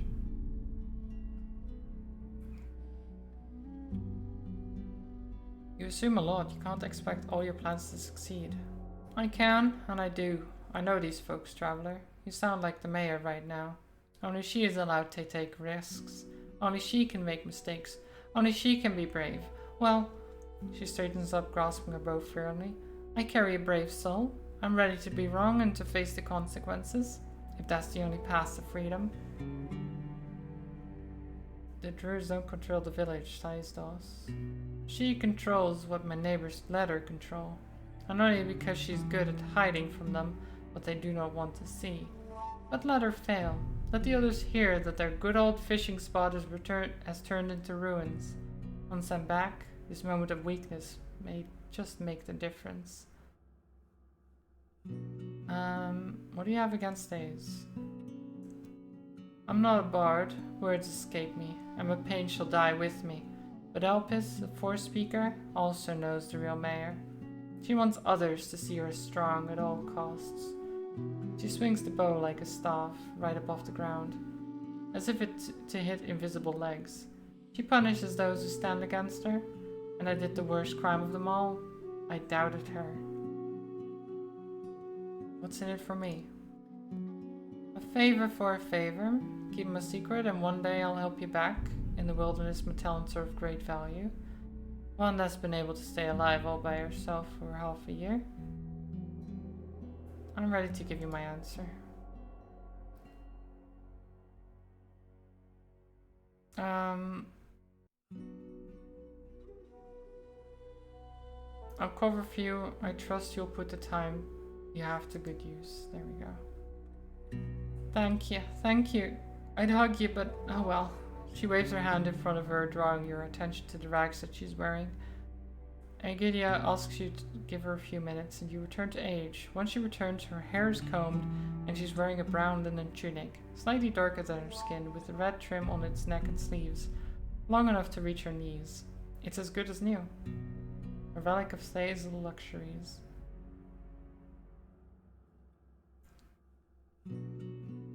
I show her the arrow found near the fallen tree. Could you tell me anything? My expertise is required. Let me take a look. There's nothing special. Where did you find it? It wasn't used in a hunt, was it? On the side of the road.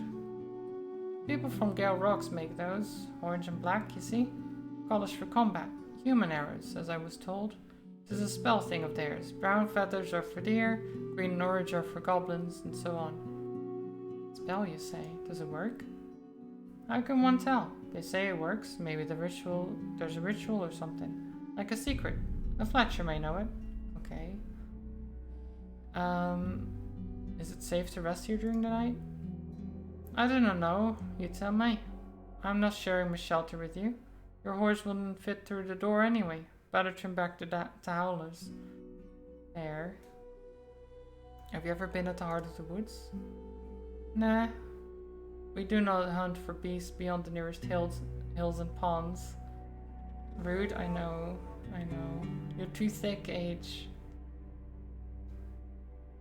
I'd take someone with me or a group of someone's. But you already have all the help you need, I see. Oh, yeah, Age is all the help I need. It's true. Any idea what happened to the village in the south? Not really. I'm still this tall. She raises her open hand, palm down to her chest. I just hear it is difficult, and that I should never ask about it. I have been thinking about it for years, but maybe I should, knowing it was Stace who told me this.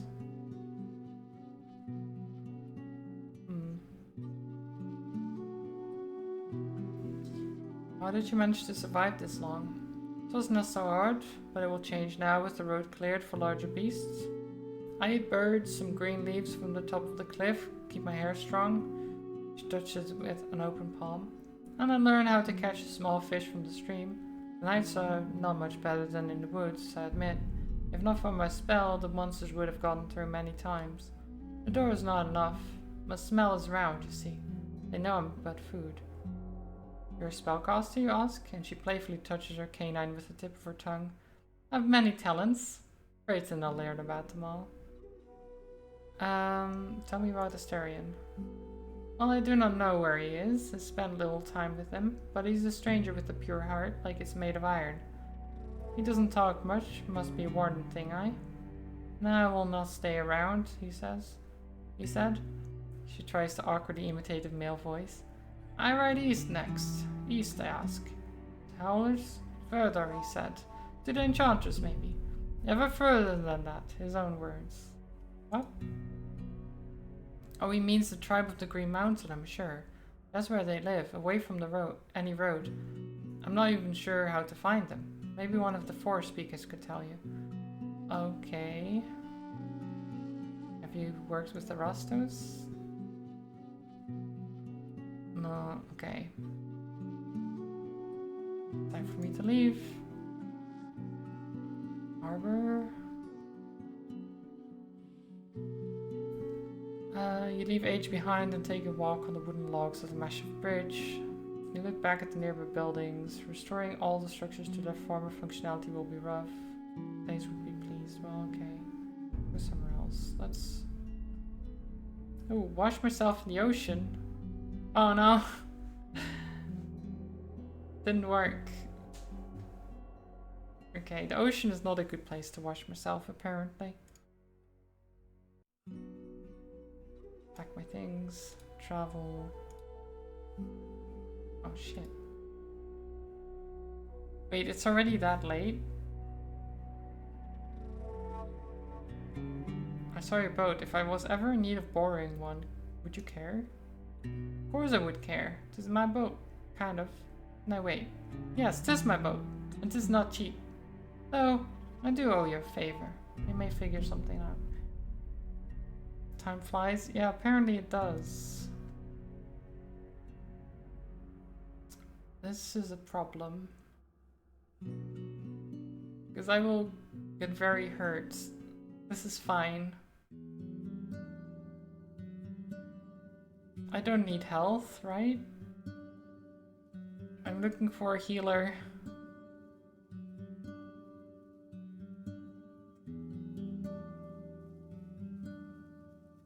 I need healing. Please. Yes. We're fine. Oh. Oh, do I tell the druid? She told me not to tell her mom. But I could tell the druid, right?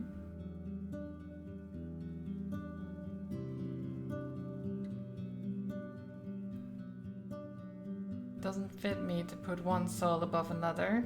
It is true that the mayor pushes the village into a time of struggle, but not because of a bad will. That's what she was taught, and what saves her from her own past. Aye, she pursues power, and aye, that's weakness in it. I do think she needs to change for everyone's sake, but each one of us struggles to bloom, not just her. Okay, well... let's sleep.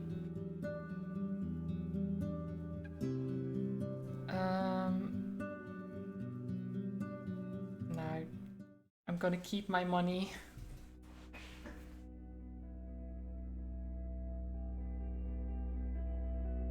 And just 20 days, you'll need to write back to Hovleven. I could also speak with Julia, maybe she'll be willing to head to the city earlier. Yeah, we can go back early. Which I'm tempted to, honestly.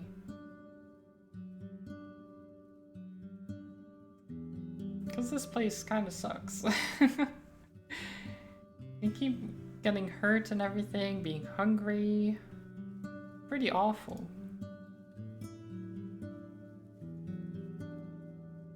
What can you tell me about the tribe of the Green Mountain? I compliment you for finding out about their existence at all. I can't tell you much about them. To be honest, I wouldn't be allowed to, even if I wanted to. Ma? Hearing the call of a little girl, Thace flinches. Turns out the child is demanding a change of shirt. Okay. What happened here?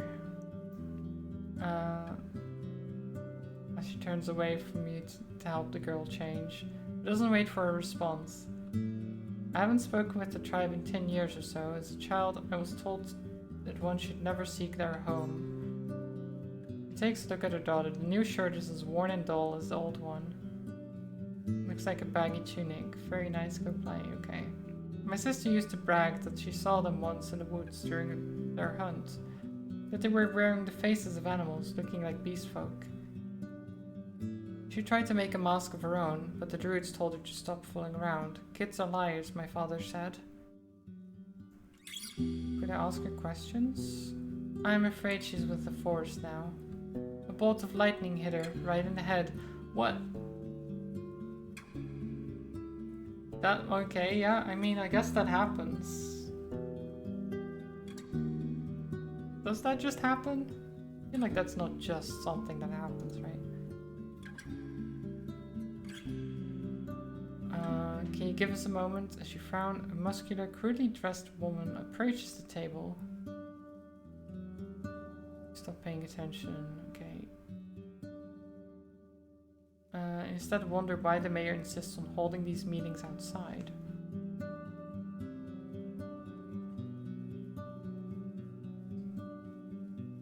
I thought you said she's with the force now. No, not the force, the forest. Forest. Maybe I should inflect better. I don't know.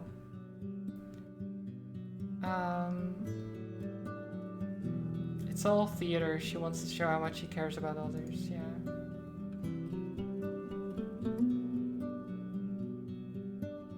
I grabbed a necklace I found at the hamlet. Have you ever seen such a trinket?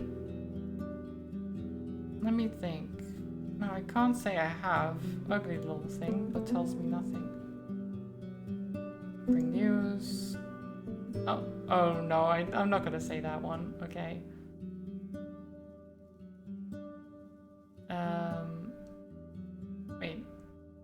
don't know your plans. Are you planning to stay in the north? Maybe find a family?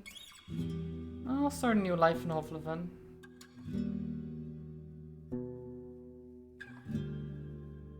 Knowing my neighbors, eating the plants we grow, being a part of the wood, not its enemy. Cities are airless, unnatural. Okay, fair. I've been to the hamlet.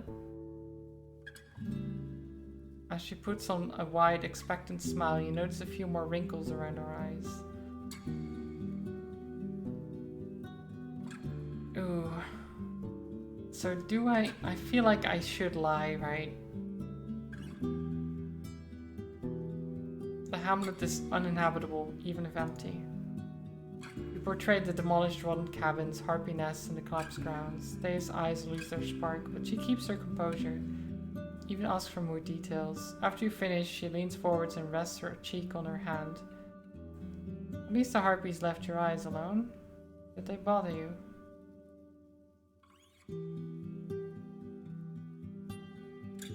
You wouldn't believe the scent of their blood.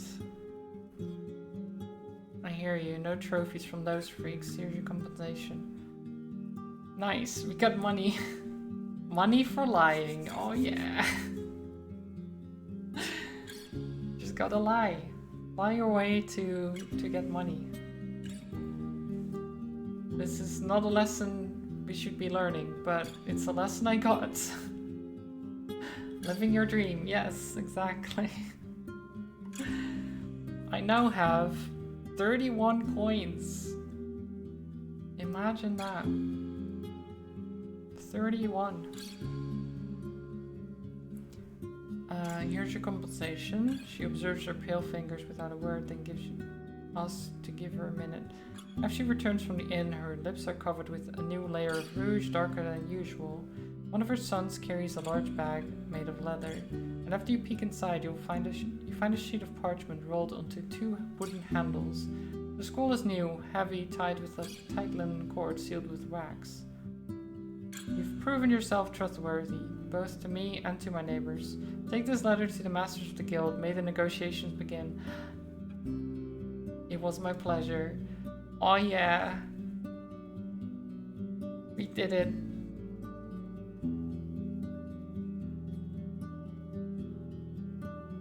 So trustworthy. I know, right? What's the quest for? 500? No, 100, I think. I'm pretty sure it's 100. Yeah, 100.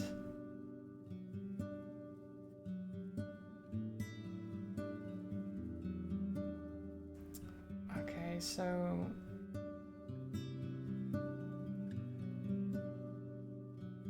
I heard that he might have disappeared in the wilderness. Astaria was last seen in one of the villages in the north. Where did he go then?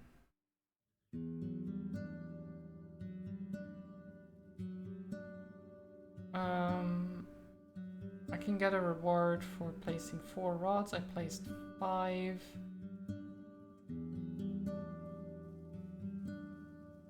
Okay, I can do that.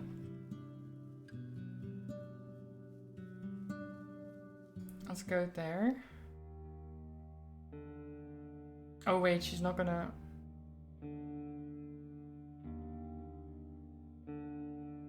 she's gonna be angry if I do that. Let's go to the old bridge while we wait.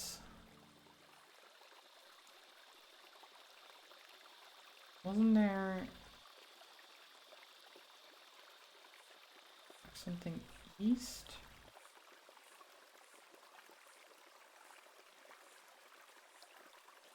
I mean, there looks to be a road here. Or is that water? It might be water, actually. Not sure. Cabin. Is the guy still here? Uh-oh. Wolves! I have nothing to fight them off with. Oh, god. You focus on the road ahead, forcing your mount to speed up whenever a beast tries to catch it. After another few minutes, you return to the foraging grounds, but the pack doesn't give up. At least their numbers have stopped growing.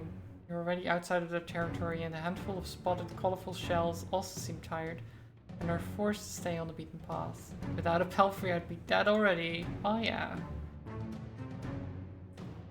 And the familiar path leads to a small statue next to the willow. Let's hope the pack will move to a different spot. Consider washing myself. There we go. Clean up a bit.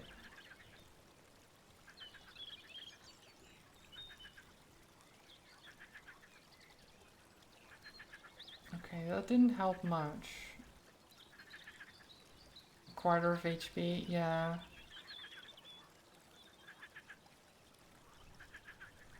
Okay, let's try to get back here. Age is the horse, yes. Okay, that was not what I wanted, but okay. At least we washed our face, I guess.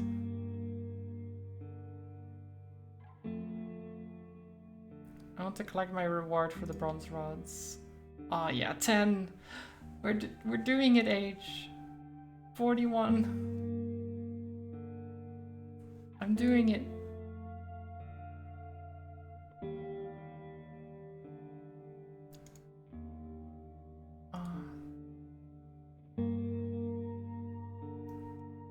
What can you tell me about enchanting? Not really. I don't know how I do the stuff I do. As a kid, I put Numa into my toys. I made my earthen sparrow fly. Made my whistle gave a tune without being blown. I practiced for years, but by doing, not by understanding. I can't teach stuff that's in my fingers, or my eyes, or my breath. It's just a part of me, okay? I mean, it's pretty cool still. Even if you don't know how you do it, at least you can, right? Don't the bandits bother you?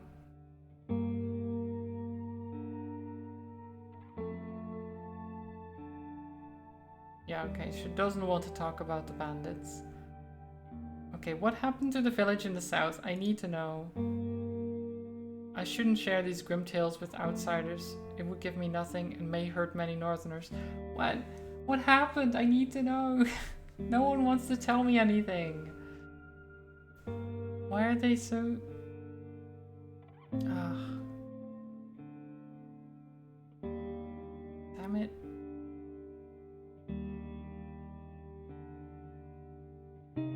Well...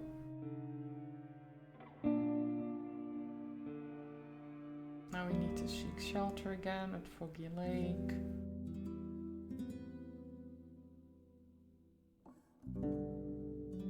Any idea where this is from? Ah, one of those that shine in the sun. The folks from Gale Rocks make them from the shells and dead sharks they find on the coast.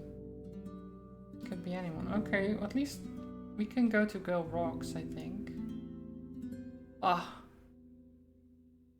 Food.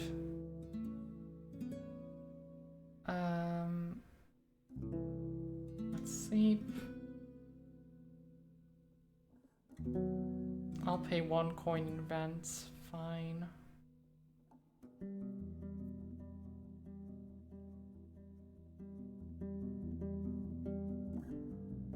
I'd like to eat.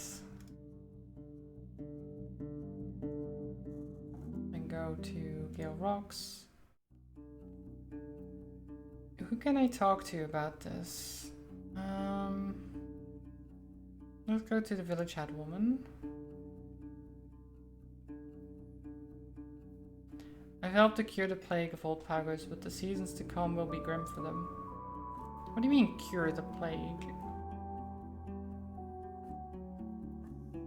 She keeps her voice low, but the spark in her violet eye betrays her utter shock. She clears her throat and rests her elbows on the desk. Were they just getting cold? You try to tell her the entire story, and even though at first she stares at you from above her clasped fingers, she seems to get smaller and weaker each time you mention the old druid, or the mysterious altar at the edge of the swamp. Finally she stares at the wax tablet, defeated rather than joyful. May the right bless the kindness of that pagan. The perfumed guard announces briskly, as well as yours, Roadwarden. You've helped our old friends in need, where we thought there was no hope. Let's offer this stranger some help. Is there some labor you struggle with? In our village?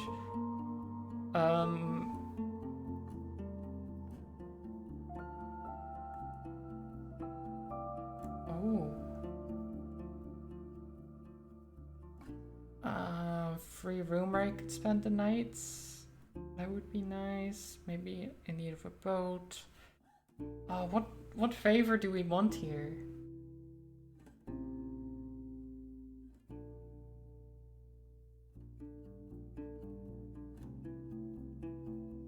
Do we need a boat at some point? Probably, right?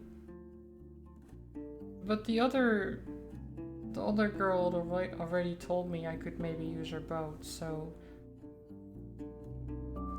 maybe just a free room.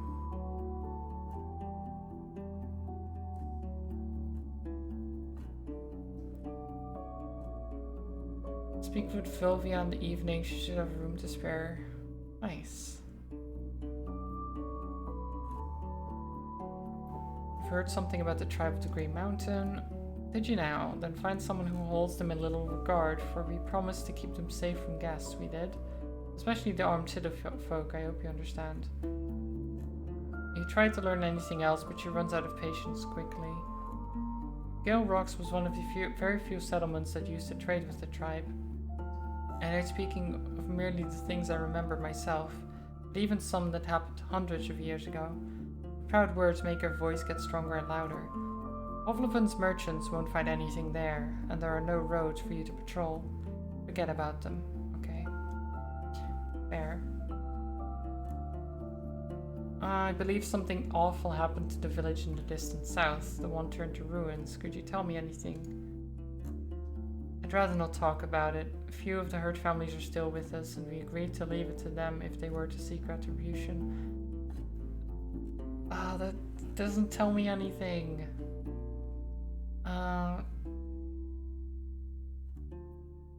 Damn it. No. I have this necklace. You show her the strip that's holding a bunch of flakes in the shell, and she only gives it a glance, then gets back to sewing. So old, the ones I now make are elegant. Tell Glacia I can give her a new one. But the next time she speaks with our head woman without visiting me, I'll kick her teeth out. Be sure she knows that. What?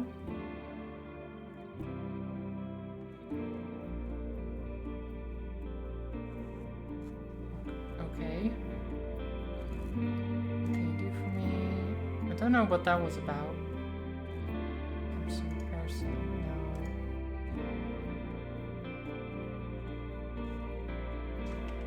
Calls. Find her on your own. Okay.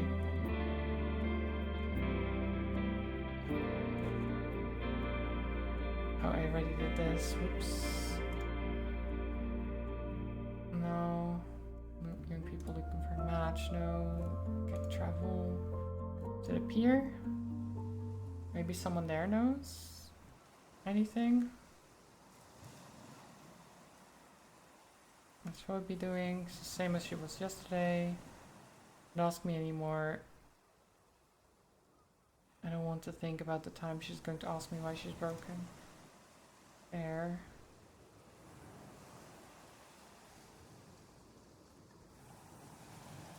I'm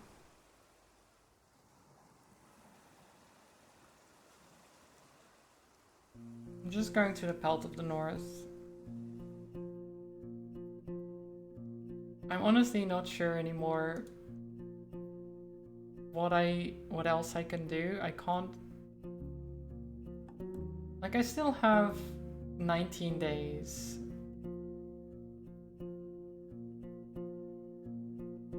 And there's definitely still things I haven't done and that I could be doing. But at the same time, I could just return to the city and be like, yep, let's go. Let's go back to the city.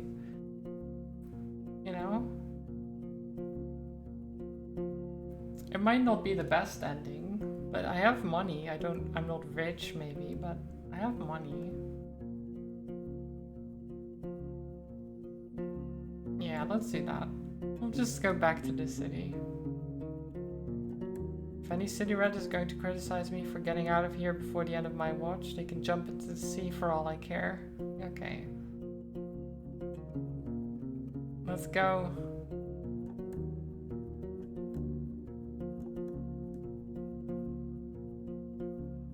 It's too late to ride to the other side of Hag Hills, but you could leave first thing in the morning. Let's introduce you to Age, yeah. Tulia, meet Age. We're going to be traveling together for a bit, so... The owners recognize you and bless the Empress Inn. This time around you've got a few dragon bones to spare, and you spent the night in a proper bed holding a mug of steaming pigeon soup. The days fade away slowly, with Tulia by your side. You can't simply outrun the autumn predators, and a few times your journey gets violent. She's a good companion, though you discuss only the most crucial events. It's good to have an experienced fighter with me. After 2 days, the roads get wider and harder, and you meet the first patrols of soldiers, as well as spot the familiar stone statues. We're here, says the lieutenant in the last village you visit before reaching the city walls. Without explaining, she approaches a few red-haired farmers that are observing you curiously from the bench in front of their pit house. After exchanging a few words with them, she heads towards your palfrey and starts to unpack Astrian's possessions. The strangers spare you only a glance, and while their eyes remain troubled, they politely accept their inheritance.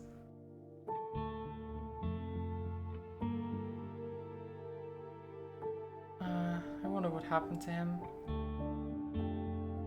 I would have liked to find out. I couldn't find any good information, because I know he headed north, but I couldn't find any info of where he went after, which is kind of a problem.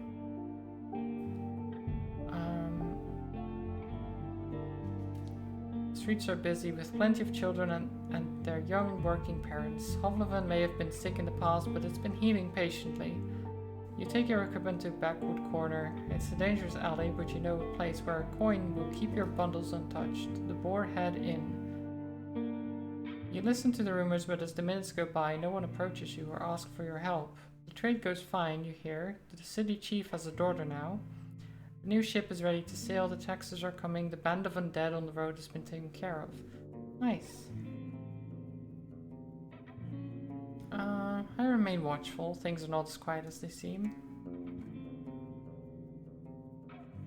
The noise of the drunken crowd hinder your sleep. You head downstairs and fully wake up only after you get served the remains of the last day's supper.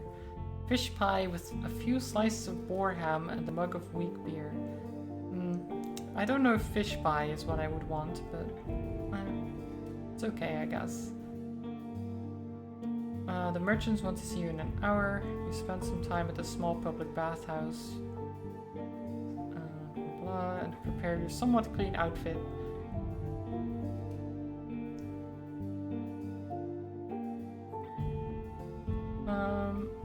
As always, the city folk are too busy trying to make ends meet. I buy Age a few apples. You can have some apples, Age.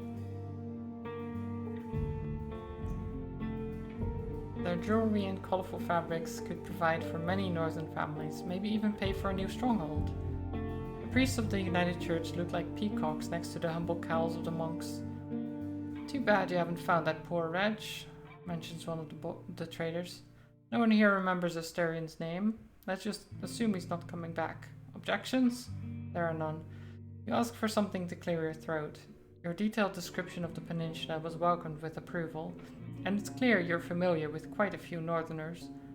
You fill the gaps in your report. You discuss the recent disappearance of a trading caravan, the partnership with Eudocia, the dangers of the heart of the woods, the lack of access from the coast, the shelter by the northern road, the now flooded mine in the south. Still, it's your dealings with the tribe that will have the greatest impact on their decision.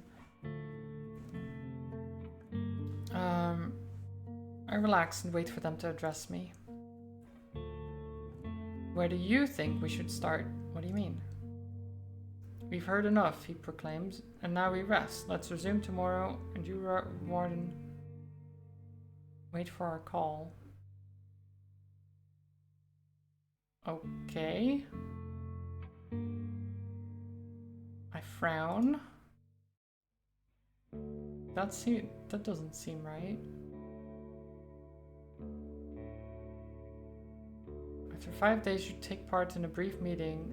You're welcomed by a few clerks. The discussed investment won't proceed any further, but your services are much appreciated. You return to the street with a wooden casket, heavy with dragon bones. You could try to invest in some wares, but definitely can't stay idle at an inn. You have a mount to look after. I could look for some work for the colder months, I guess. Yeah. I'm not rich enough to just lay low, but yeah, so in the end, I guess nothing really came of it. I'm like, I helped people, but not enough that it actually was like a big difference.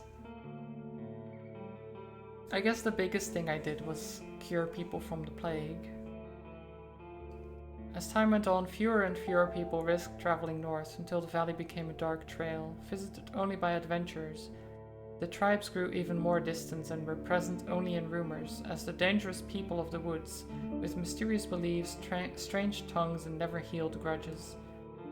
The Keeper of Pelt of the North quickly forgot about the Roadwarden's visit. Once the roads got overgrown, further trade with the southern villages became close to impossible. After 10 years, the hunters abandoned their inn, to the goblins' joy, and disbanded soon after. Aldersdale didn't change much, stuck in the conflict between Thays and the Druids. The villagers stayed loyal to the prayers of their ancestors, slowly drifting away from the Suddy customs. Having a charismatic leader, but lacking in resources, the village didn't grow much, but also didn't face many threats. From time to time they sought advice from the hermit in the cave, keeping their rituals at the altar alive. Aegidia spent a few more seasons alone, practicing magic and archery, until she felt ready to return home. Thays was furious at first, but the druid's protection allowed her daughter to reclaim her position of huntress. While her life wasn't free of conflict, she now truly belonged to her new family. The tribe of Old Pagos lost many lives to the plague, and even more so to the harsh winter, but the village survived, as united as ever. Having hardly any caravans to trade with, the locals focused on farming and goat breeding. But the years to follow were lean, and with every generation more families left their homes to seek luck on the other side of Hag Hills. Tertia, torn by the plague, was among the first souls to leave. She finished her duties in the distant south, buried by a sandstorm in the lands of her ancestors, where she protected those spreading right teachings. Quintus stayed on the wall for the first few nights of autumn, but then, lured by hunger, got caught by an unusually patient trend. Oh, poor Quintus. White Marshes, left to itself, collapsed after Aurentius' sudden death, becoming the largest fortress of the undead in the north. You know, that's not unsurprising, I guess. That's what you get for raising the dead constantly. Like, as soon as the person controlling the undead dies, you've got a problem. You've got a big problem. After years of waiting, the growing strength of one of the skeletons gave it a human-like mastery of Numa. This mage began a long campaign against the tribes, feeding on their blood until his army of shells crossed Hag Hills, to the realm of shorter walls and fewer blades. Personal experience? Not really, no, but you can imagine, right? The skeletons just want to be free. And murder people. The poorly guarded Foggy Lake was among the first places taken over by the wave of undead coming from the White Marches. The fires that occurred during the break-in consumed the entire hamlet. Creeks couldn't withstand the undead wave. Of the tribesfolk who sought help in the woods, only a small group of woodcutters survived and found shelter among the fissures of Gale Rocks. The other locals soon joined the forces of the skeleton mage. So wait, did I cause, like, The Walking Dead? Or at least didn't stop The Walking Dead from happening? I guess so. This is fine. The soil of Gale Rocks couldn't provide for the village's hard-working people with crops alone. Groups of fishers were forced to seek game meat and fruits, but their lack of experience made them perish among the hungry, untamed forest and hills. Yeah, I did well, right, guys? I did great. People are prospering. Such prosperity. The heart of the forest soon sealed the forgotten remains of its only road, reclaiming its primeval shape. Marley, the Roadwarden of the Northern Peninsula, quickly returned to their routine of the city folk, taking the harsh jobs in the harbour. They lived a long, unremarkable life, looking after their horse and struggling to find a well-paying job. F.